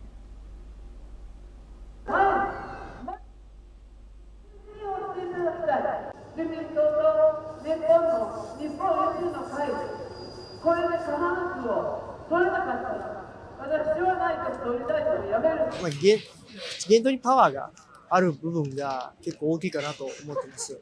やっぱ人を引きつけるじゃないですけど、奮起して国民のやる気を上げていくという、そういう人間性もやっぱりその総理になられて、かつ今総裁やってるゆえんなのかなというふうに思います。例えば外交に対してある程度、強みに出るっていう姿も時には重要だと思うので、そういった面において、高市さんなりの色が出てて、個人的にはいいのかなと思います。ちょっと口が軽いと言いますか、台湾有事についてポロって言っちゃったりとか、そうですね、高市さん自身は無謀な積極財政には言ってないんですけど、以前の発言からかちょっとマーケットがそこを注視しちゃって、でそうですね、ちょっと円安が進んでしまったりとか、そういったところがあって、あと消費減税とかも選挙対策じゃないのかな。Now for this discussion, we welcome back Ms. Alison Mutler. She's a former AP Bureau Chief in Romania, joins us live from Bucharest. Thank you very much, Ms. Mutler, for staying with us. Now, looking at this, what do you think has led to her losing some popularity? Well, I think she came in. She came in October. She has a very, very high popularity rating, 75%. But she is a strong leader. She's some describe her as a nationalist, and she's come out with these tax cuts, and people are wondering how these are going to be paid for. And she's also come with the snap elections, and I think that has also dented her popularity. So not everybody likes her, but she is obviously decided that she wants a mandate from the people, and she doesn't want a coalition government. She wants her party to win, so she has a mandate clearly to govern on the promises she was elected on. I mean, it's actually normal for popularity ratings to go down, but in this case, it seems to have been the economy that has caused it rather than anything else. Worries about inflation, about wages. I know the union leaders are meeting about how to raise wages to keep pace with inflation. So those are generally the economy is the concerns of the people as far as government is concerned, and in the Japanese Prime Minister's case as well. And although, of course, I'm assuming you couldn't understand the bite that we played because it only had the translation. So the people in the streets who were interviewed were saying that, they're not used to a Japanese leader being so outspoken about Taiwan issue, and they think that has kind of put some voters off and has led to her that has led to some people being skeptical about her going forward. What's your take on that? Yeah, thank you for that. Sorry, I couldn't see the screen, and I don't speak Japanese. But yes, if Japan is used to playing a more perhaps so direct. She's known for being a very direct leader, for speaking her mind, and that hasn't been in the Japanese tradition. And Taiwan is it's a sensitive global issue, and even more so regional issue. I mean, China has spoken out against Japan in recent days because of its position on Taiwan. And she is more in the mold, I want to say of Donald Trump, but in the more of the role of very outspoken leaders, people who speak directly. And not all Japanese people like that because it's a break with tradition. And Taiwan is a very difficult problem. And China, it can be a bully and will try and put Japan Japan in its place. It's already told its people not to visit Japan, and this unsettles some Japanese. So yes, some people are a bit cautious about her way of approaching things and her public statements on Taiwan, even if they agree with what she says. So they're a bit worried that Japan may be drawn into some kind of, I'm not saying regional conflict, I'm not saying open hostilities, but they don't want any problems. I think they don't want any open conflict with China over Taiwan. Do you believe that Japan needs this kind of leader, given the world politics shifting, especially in Asia, in South China Sea? And do you think this Japan's shift towards greater military capability and also like a strong leader like this is necessary right now? Well, it's what the Japanese people voted for. Japan is the world's fourth largest economy. It's an extremely rich and successful nation from many points of view. And we do have populist, if you like, nationalist leaders in Asia. There is also a strategic political shift, if you like, towards Asia. That's where the power is seen to be, the economic, the military, and the power is going. And it would be normal, I think, whether I personally agree or not, it would be normal for Japan also, which has played traditionally, she is not the traditional type of Japanese leader we've seen so far. So I think when we have these superpowers, we have China, we have Russia, we have India, that Japan is a smaller country in terms of geographical area, but it is very big as far as its economy is concerned. So I think the Japanese people voted for her because they wanted a strong voice on the international stage. They want their economy to work. That's always the first concern of ordinary people. They want the economy to do well, for people to prosper. But in a stage where you do have powerful regional and global leaders, I suppose the Japanese people do want a strong voice. Or not everyone, of course, but the people who voted for her. And it looks like that her party will get a majority. It's very early. It's only 3 months, I think she took office. It's very early to call snap elections. But that's because she wants a mandate from the people. Right. And, ever since she took office, she has, of course, coordinated very well with U.S. if I compare to other Asian countries, especially close to Japan. How do you think how do you analyze her capability or diplomatic relationship with President Trump and U.S. in particular? I think it's very important. I think the US and Japan, I know they're on different sides in World War II, but they have had good relations. They're both democracies. They're both very strong economies. We know that the US has very problematic relations with China, for example, and Japan is a counterbalance to that. And we've seen, we saw the Japanese Prime Minister meeting Donald Trump, and it was a very good relationship. And he has high words of praise for her. So I think that this is again, if Japan's relationship with China, which has traditionally been strained, is going to be strained, it's important for Japan to have a major global power as an ally. And that ally would be the United States, because Donald Trump and the Japanese Prime Minister do share the same political approach to things. They are from the same sort of political family. And how would you describe the current state of power balance in Asia? Do you think, are we moving towards a China-dominated order in Asia, or a multipolar region? If so, where do you think Japan stands? I think Japan, it's interesting. You said Keir Starmer, the British Prime Minister, is meeting there today. I know there is the EU-India summit. So I think we're reaching more to perhaps a multipolar situation. Europe is looking more towards India, for example. We're seeing it as a democracy. Japan is a democracy. It'd be interesting to see how Europe's relationship develops with Japan. I would see it developing. So I think obviously China would like to have it is the major player in the region, but in terms of its economy and its population and its military power. But I think that India is playing has a strong role, and Japan will have one as well. And then of course we have the complication with Russia, which is half in Europe and half in Asia. Right. Thank you very much, Ms. Mutler, for joining us today and sharing that insight with us on NewsX World. Now, Indian Prime Minister Narendra Modi and the EU chiefs Ursula von der Leyen and Antonio Costa have held talks in New Delhi. The leaders are set to announce a historic trade deal. Von der Leyen has stated that the deal created a free trade zone of 2 billion people. Meanwhile, Modi has stated that the deal is set to bring many opportunities and that it is the mother of all the deals. Let's cut across these statements coming in from the leaders. Bilateral cooperation as part of the India-EU strategic cooperation, a strategic partnership.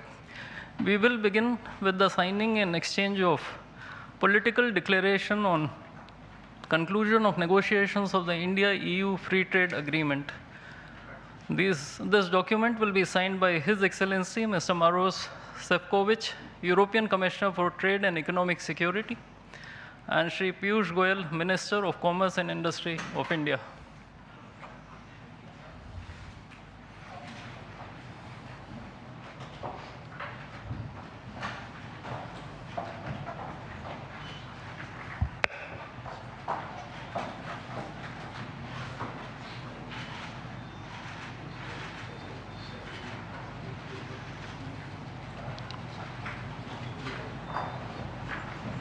I think we can.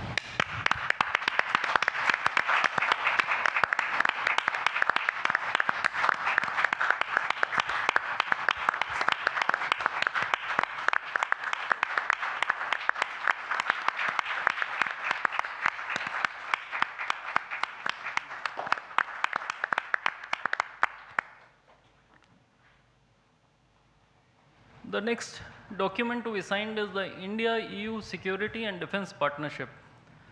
This document will be signed by Her Excellency Ms. Kaja Kallas, High Representative for Foreign Affairs and Security Policy and the Vice President of the European Commission, and Dr. S. Jaishankar, External Affairs Minister of India.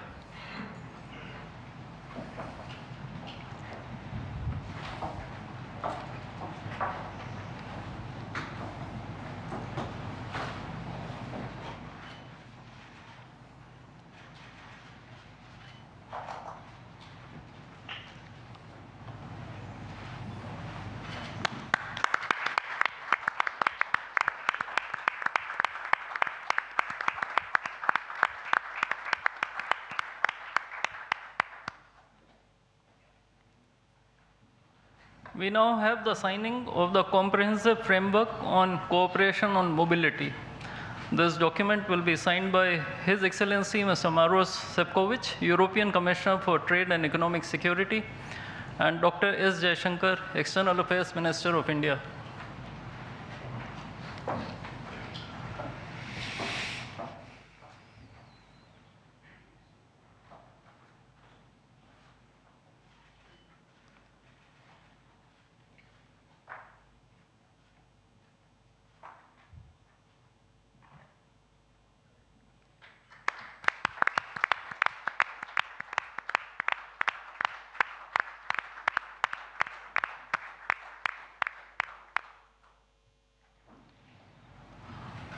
A few documents will now be exchanged.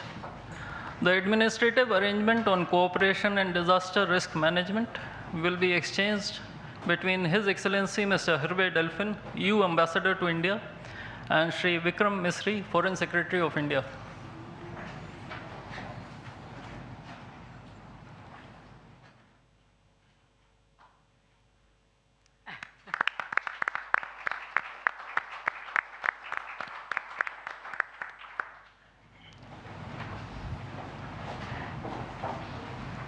The agreement on constitution of a green hydrogen task force will be exchanged between His Excellency Mr. Hervé Delphin, EU Ambassador to India, and Shri C.B. George, Secretary West in the Ministry of External Affairs.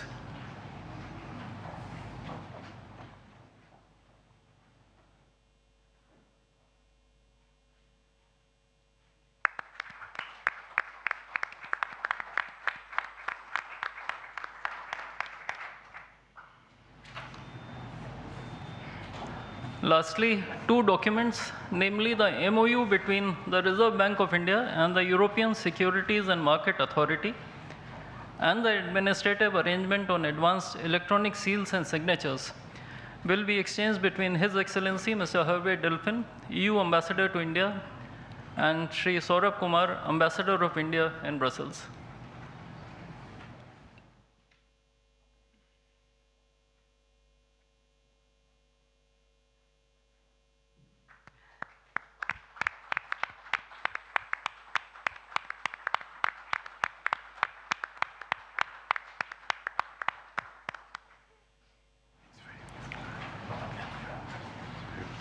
Before I conclude this segment on exchange ceremony, I would also like to announce that India and the European Union have agreed on a strategy document titled Towards 2030, a joint India-European Union Comprehensive Strategic Agenda. I now request the spokesperson of the Ministry of External Affairs to conduct the rest of the proceedings.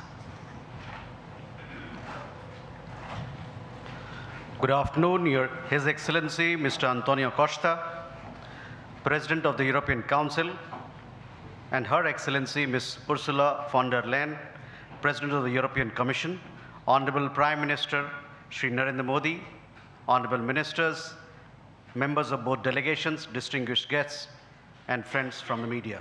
We will now have the press statements. May I request Honorable Prime Minister Shri Narendra Modi to give his remarks to the media. Your Excellencies, President Antonio Costa, our President Ursula von der Leyen, दोनों देशों के delegates, media के साथियों, नमस्कार।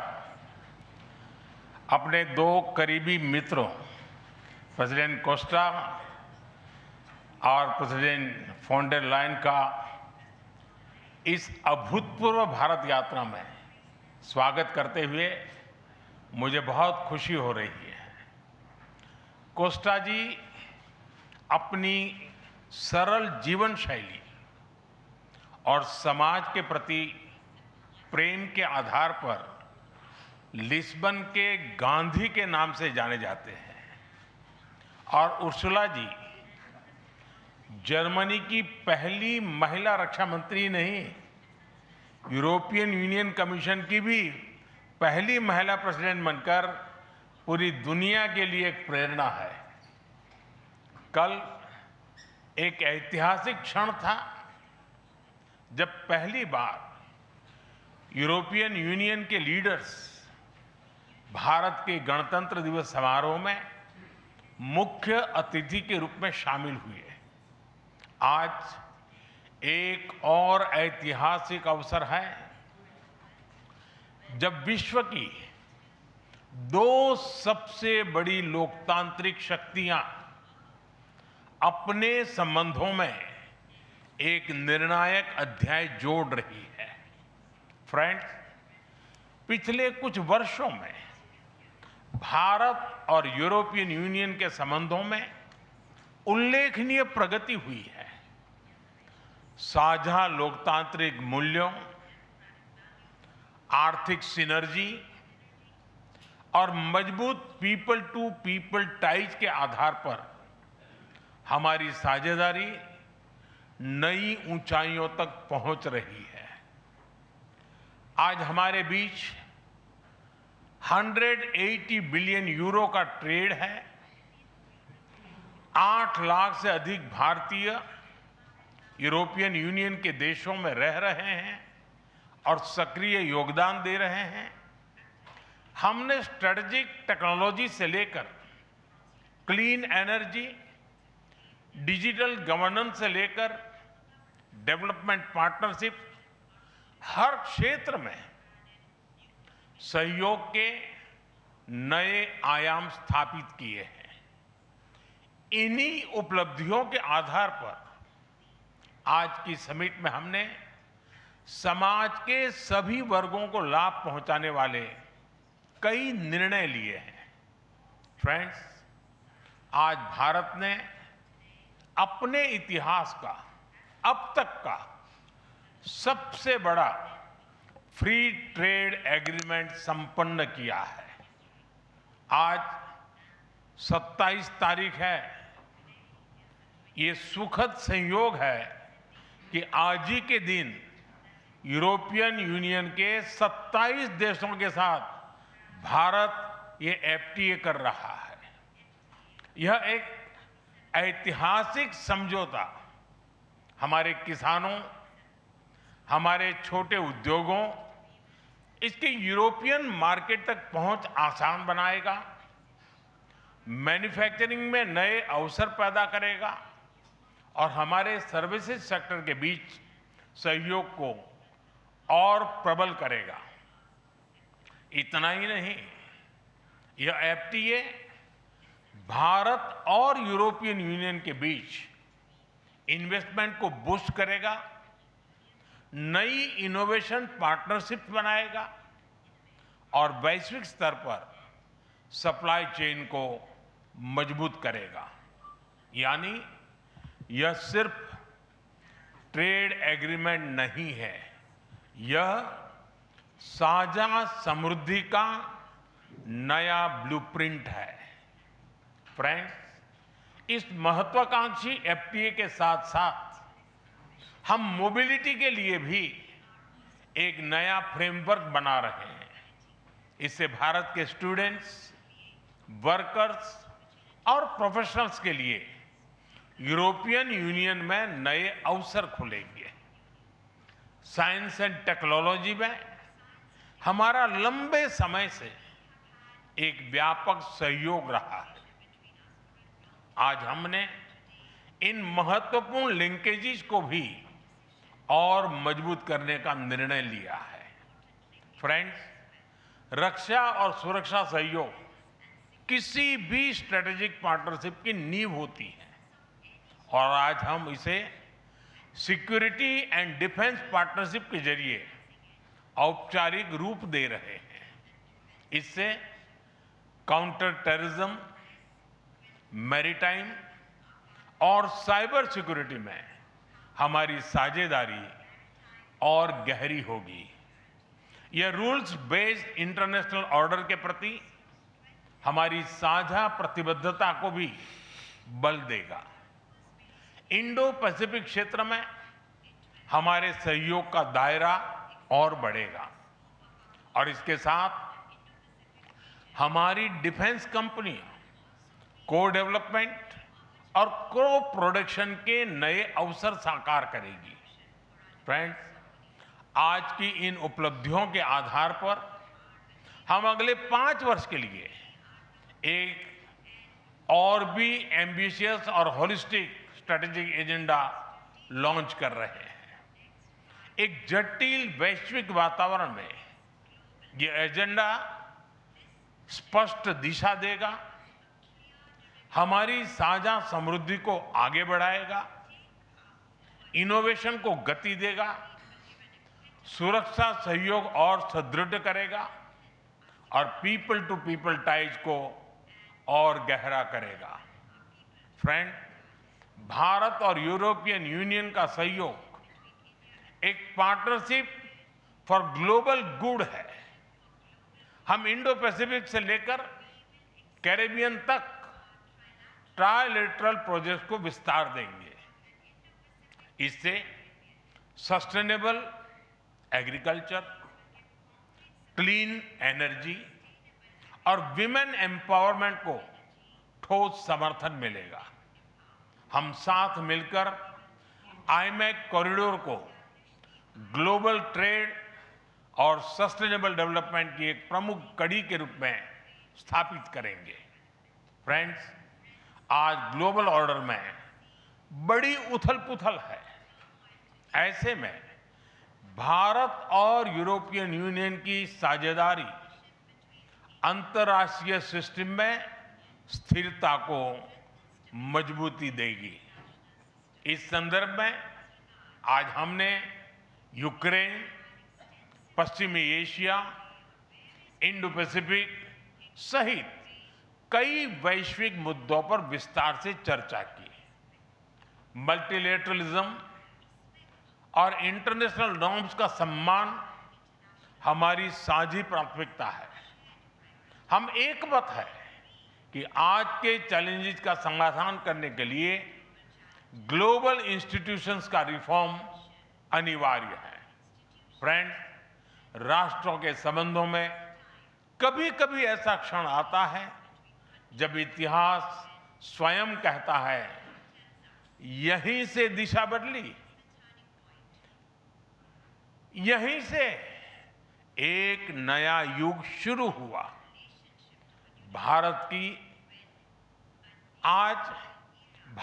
की और European union की यह ऐतिहासिक समिट वही क्षण है। मैं एक बार फिर इस अभूतपूर्व यात्रा के लिए, भारत के प्रति आपकी मित्रता के लिए और हमारे साझा भविष्य के प्रति आपकी प्रतिबद्धता के लिए प्रेसिडेंट कोस्टा और प्रेसिडेंट फॉन डेर लायन का हार्दिक धन्यवाद करता हूं। Thank you.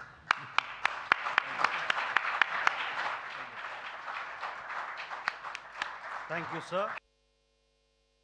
Request His Excellency, Mr. Antonio Costa, President of the European Council, to give his remarks to the media.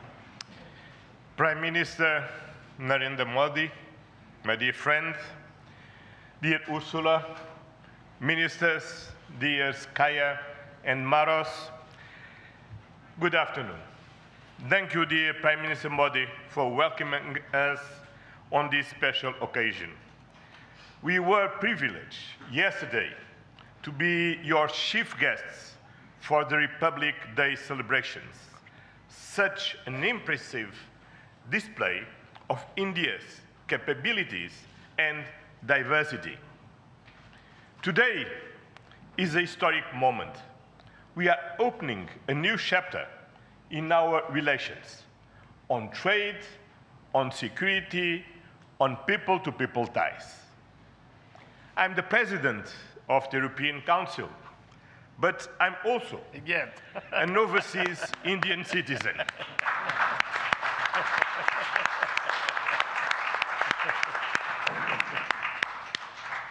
Then, as you can imagine, for me, it has a special meaning.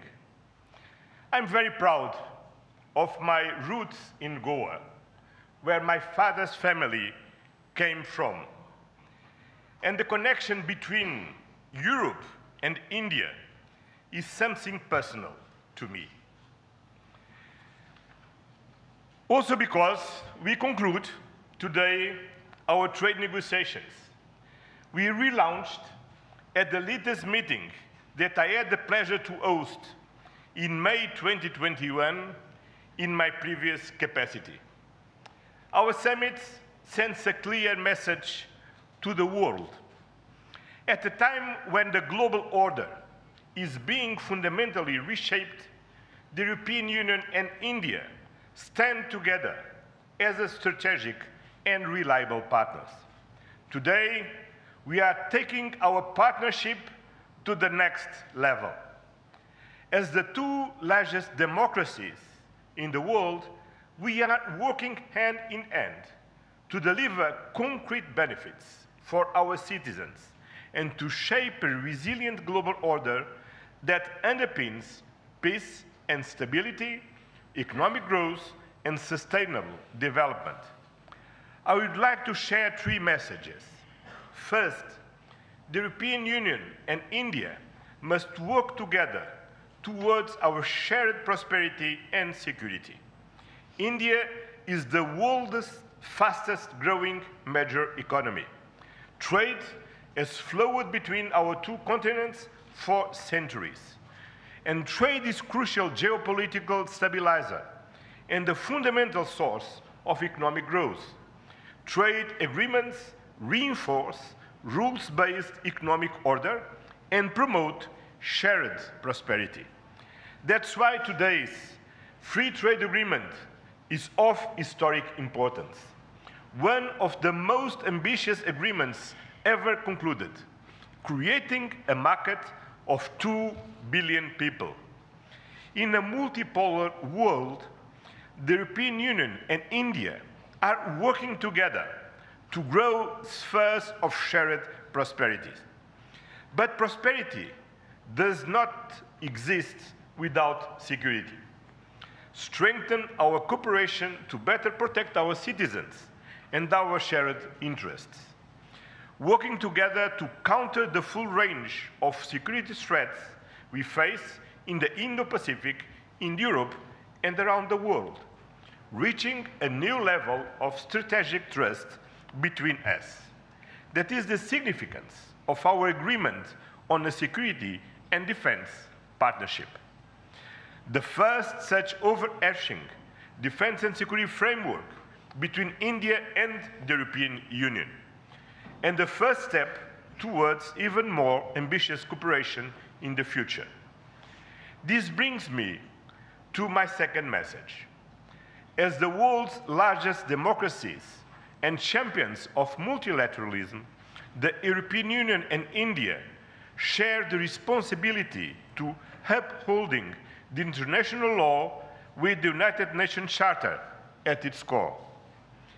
Earlier this morning, we and President Ursula had the opportunity to pay tribute to Mahatma Gandhi. And I reflected upon his words, which still hold true today, and I quoted, "Peace will not come out of a clash of arms, but out of justice lived and done by unarmed nations in the face of odds." Our summit reaffirmed our commitment to supporting efforts towards a comprehensive, just and lasting peace in Ukraine, one that fully respects Ukraine's independence, sovereignty, and territorial integrity. This is a key moment. We are supporting all efforts to reach a just and sustainable peace. Ukraine has shown its readiness, including at the cost of difficult compromise. I know, dear Prime Minister, that we can count on you to help creating conditions for peace through dialogue and diplomacy. And this is my final message. Together, we must show leadership on global issues. Cooperation between the European Union and India will help shape a more balanced, resilient, and inclusive global order. Just two examples. I'm proud of the commitments we are making for greater cooperation on clean energy, green transition, and climate resilience. And our collaboration through the Global Gateway and on the India-Middle East-Europe Economic Corridor is decisive for global connectivity. By implementing the ambitious Joint Comprehensive Strategic Agenda towards 2030, we will align our priorities with concrete actions for the next 5 years, delivering real benefits to our citizens. Today, we have tangible progress and set an example of cooperative leadership on global issues with our free trade agreement, our security and defense partnership, and our joint strategic agenda. These outcomes are crucial milestones on the longer path. We look forward to continuing the journey together, as always. Thank you very much.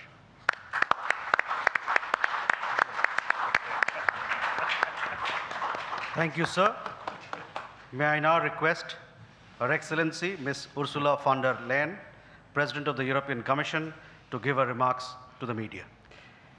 Dear Prime Minister Modi, distinguished friend, Antonio, my friend, ministers, especially Shankar and Guyal, Vice President Kallas, Commissioner Šefčovič, Excellencies, friends, thank you very much for the exceptional hospitality we experienced. It was such an honor for us to be your chief guests at the Republic Day yesterday. This is a memory I will carry for a lifetime, because the sense of communion was so powerful. People filled the streets united in pride and joy of belonging to the Indian nation, and rightfully so.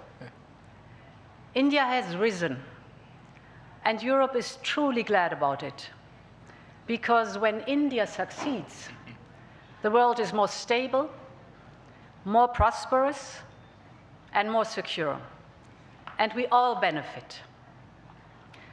Prime Minister Modi, dear friend, 1 year ago, the full College of Commissioners came to India. You mentioned it. And this is also a very special memory for me. It showed the seriousness of our intent and the strength of our commitment. Today, we reap the fruits of that commitment with our historic summit.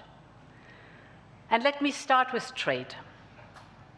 Prime Minister, distinguished friend, we did it. We delivered the mother of all deals.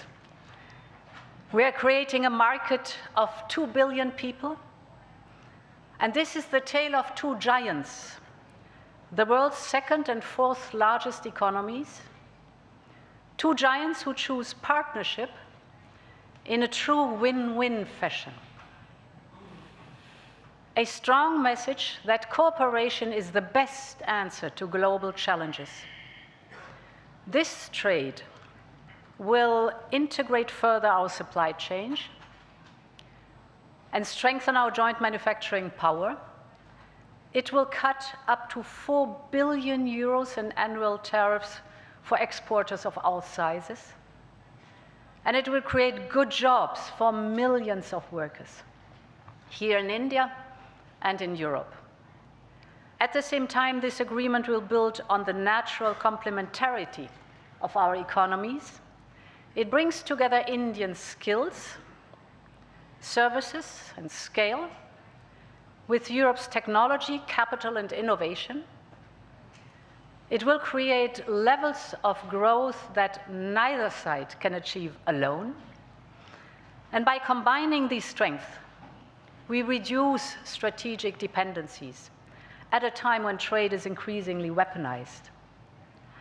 We will discuss this and more at our first EU-India Business Forum later today.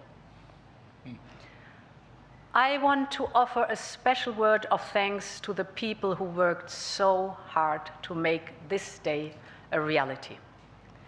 Starting with the European Union's Trade Commissioner Maroš Šefčovič and his counterpart, India's Commerce Minister Piyush Goyal. You have done an outstanding work. This is historic, and it would not have been possible without you. I also want to pay tribute to their colleagues, Sabine Weyand and Secretary Rajesh Agrawal. Many others made vital contributions. I congratulate you all. The hard work was worth it. Prime Minister, distinguished friend, we're not only making our economy stronger, we're also delivering security for our people in an increasingly insecure world.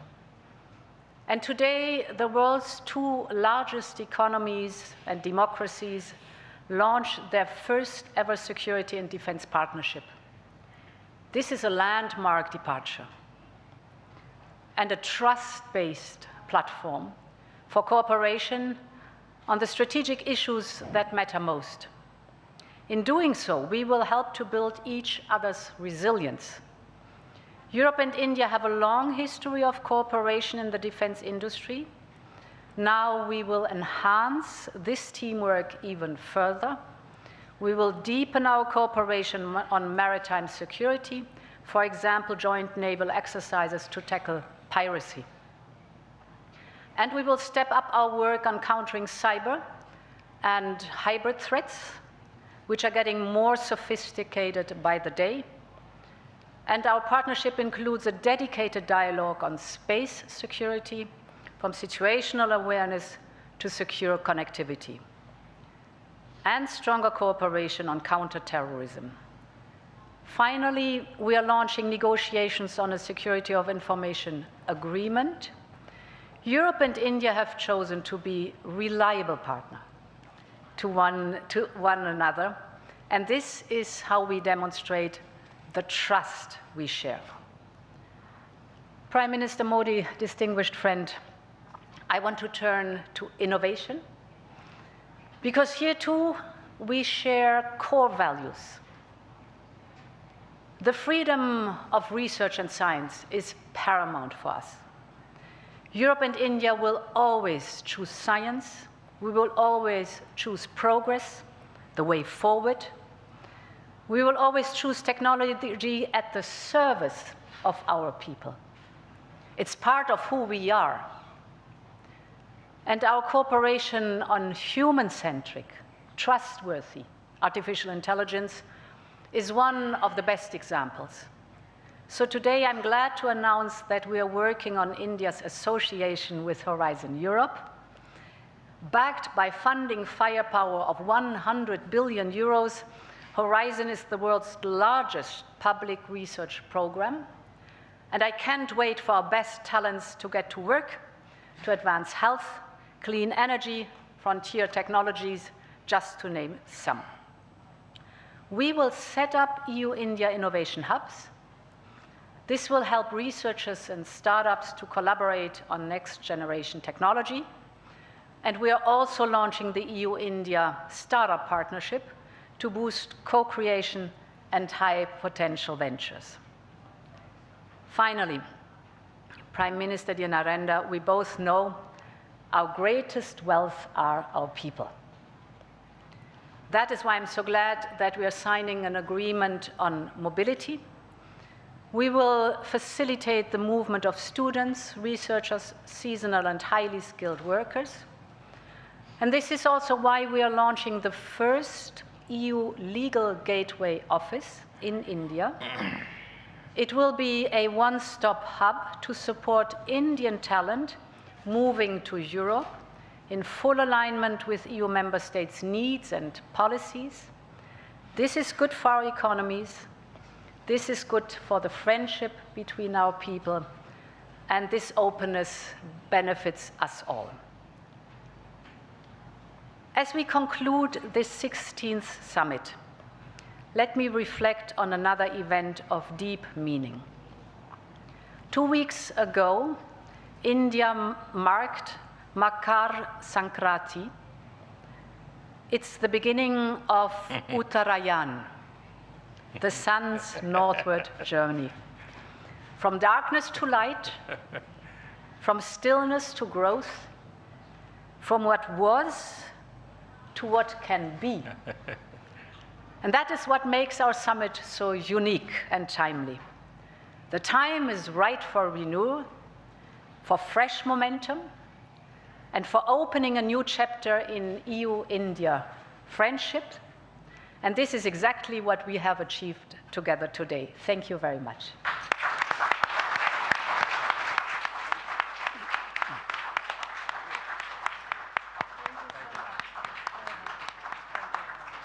Thank you, Madam. With that, ladies and gentlemen, we conclude the press statements. Thank you very much for your presence.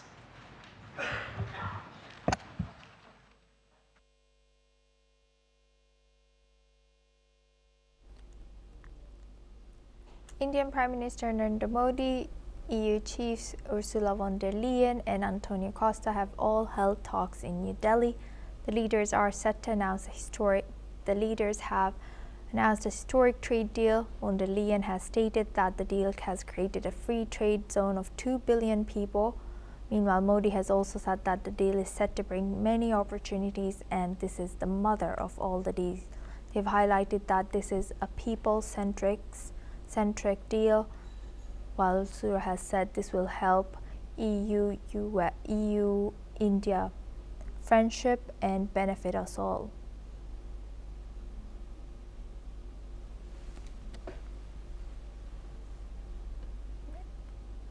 That's all we have time for. Keep watching NewsX World for more news updates from around the world.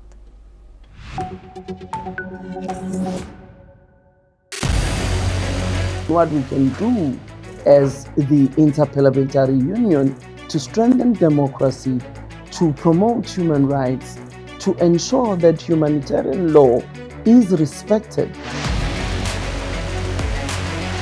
UN Security Council needs a makeover, a comprehensive reform, and India deserves a position there, a role there. Prime Minister Modi during Operation Sindoor made it amply clear that war has never been India's choice. We are with the side of peace. We are neither neutral nor indifferent. We are with peace. We would have dealt with US a whole lot on trade and those kinds of things, and that's not as certain these days. So we have to go back and look at our European partners, our Asian partners. An opportunity to exchange, to have a dialogue, to have a debate on a different perspective on finding the solution of the conflict. First thing that is important to have a common ground, and that we do have with humanitarian laws and human rights, but also to say, okay, what does it mean for us as a country to act on these laws, and how can we work together? When we realize that there's something wrong with democracy, the institutions and policies, values come together and we take stock, and it's possible then to improve and chart a new course for democracy. It's the people's right to self-determination, and if they want to be independent, they should be independent. We will not start a war against Greenland.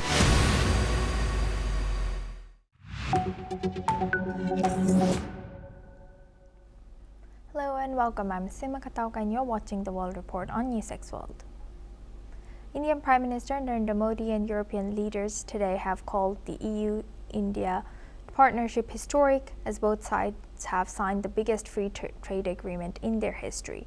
Modi has said two of the world's largest democracies have come together, boosting people-to-people ties and opening European markets for Indian farmers, workers, students and professionals. European Commission President Ursula von der Leyen has called it the mother of all the deals, saying it will create jobs, strengthen manufacturing and deliver security in an unstable world.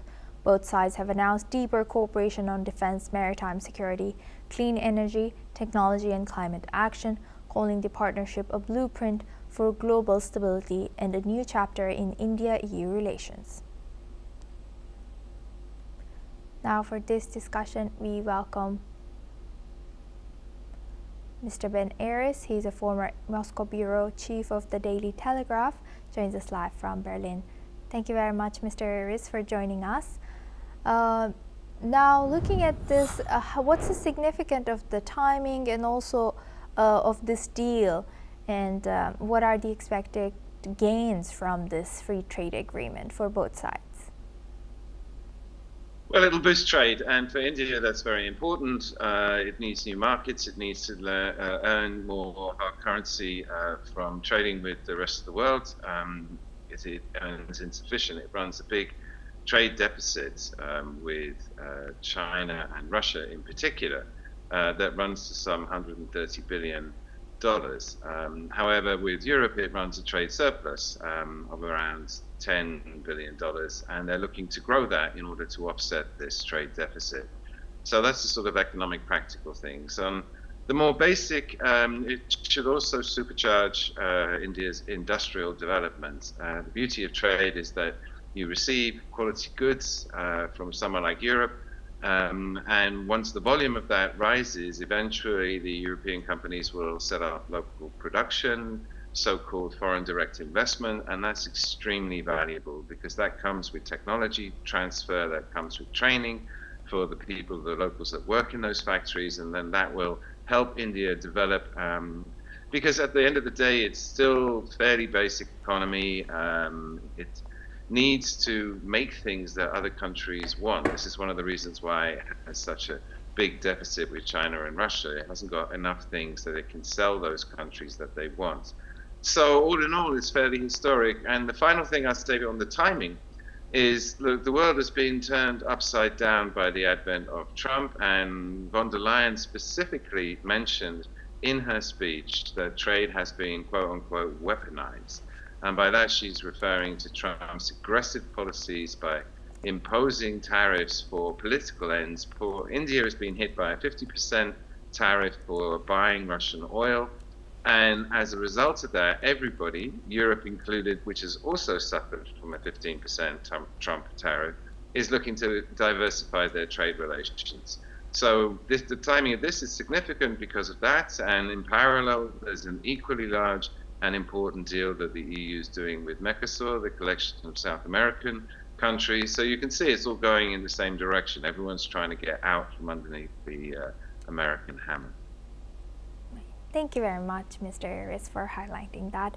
Now we also welcome Ms. Alison Mutler. She's joining us from Bucharest as a former AP Bureau Chief in Romania. Thank you very much, Ms. Mutler, for joining us again. Good to see you. Now, looking at the EU and India FTA, how significant is this? And also, what's your take on the fact that, like Mr. Aris highlighted, that von der Leyen directly didn't mention that Trump is weaponizing trade, but she has mentioned indirectly that trade has been weaponized. What's your take? Well, I think it's been said many times, it's a historic deal, and it's very important for both sides, and it is a way to diversify trade. India is a growing market, it's a developing country, it's the world's fourth largest economy. Europe also is a very big market, together with 2 billion people. And so I think, the tariffs are, as the previous guest said, the tariffs are a political weapon against countries that Trump feels hasn't fallen, into line, into doing what he wants. So this is a very structurally, this agreement has been reached over, 19 years. It's been very carefully put together. There's nothing political. Well, it is political in a general sense, but there's nothing political about it. It's designed to help both sides, to help both markets to prosper, and it's designed to be mutually beneficial. So it is an alternative to the Trump tariffs, I suppose. It is trying to be, not specifically political, except that it is designing to further trade, to further partnerships between the two sides, and to create an alternative to the US and China. Thank you very much for highlighting that, Ms. Mutler. I would like to also welcome Ms. Joita Basu for this. Ms. Basu, are you with us right now? Okay.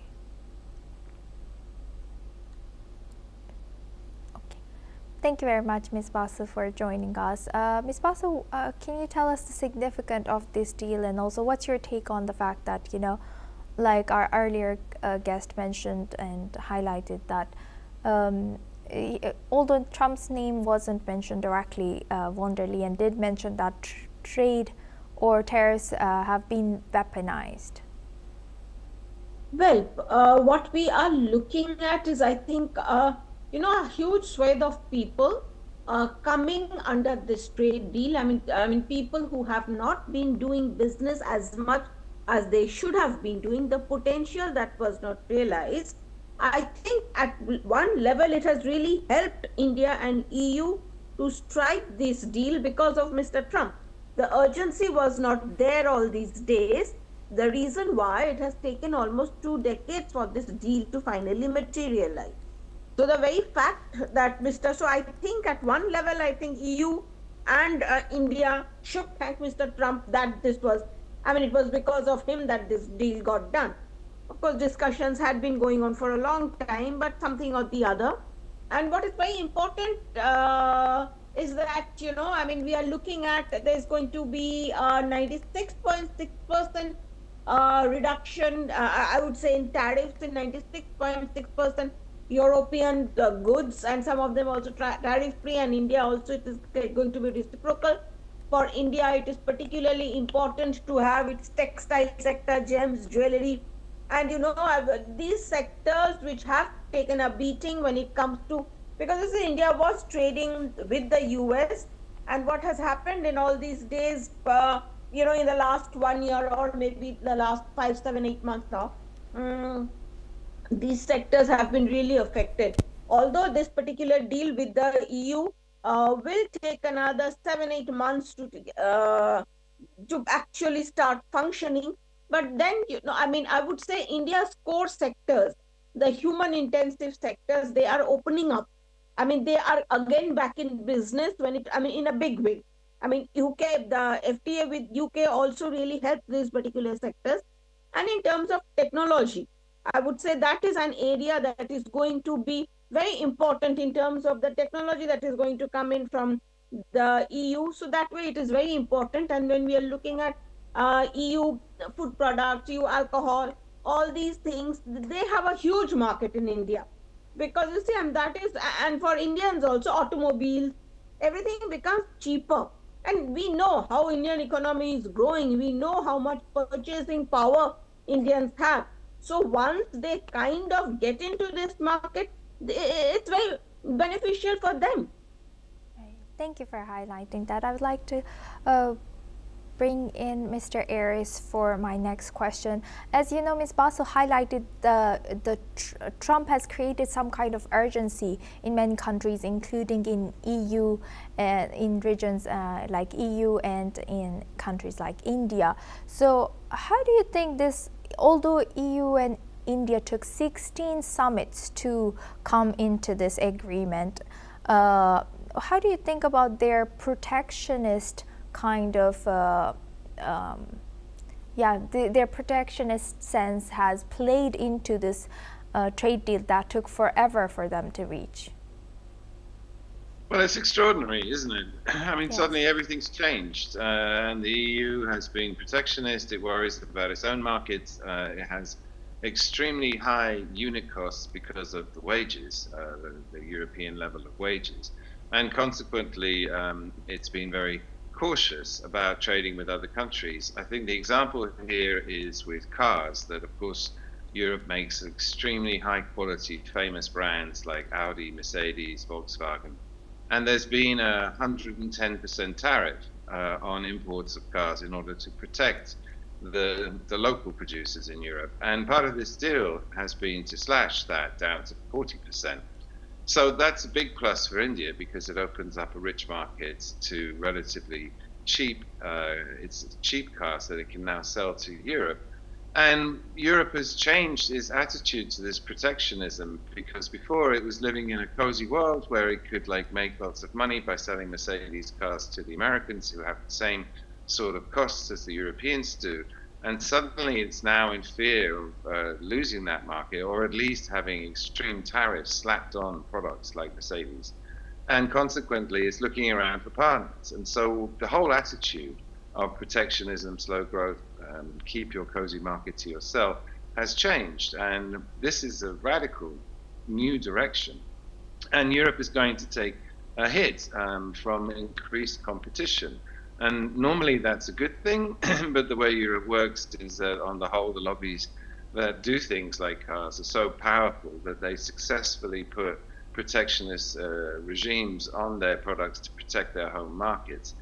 And they're being told to sacrifice that as a result of these changes. So like I said before in the earlier comment, the whole world has been turned upside down. The whole way that trade works has been completely altered. The whole mindset has been completely altered because Trump has gone from this special relationship partnership with the other countries in the so-called West, or global North if you prefer, to a combative, everyone's out for themselves, and it's become a dogfight in a pit in that sense. And Europe is now turning to the other big markets, and again, von der Leyen emphasized over and over again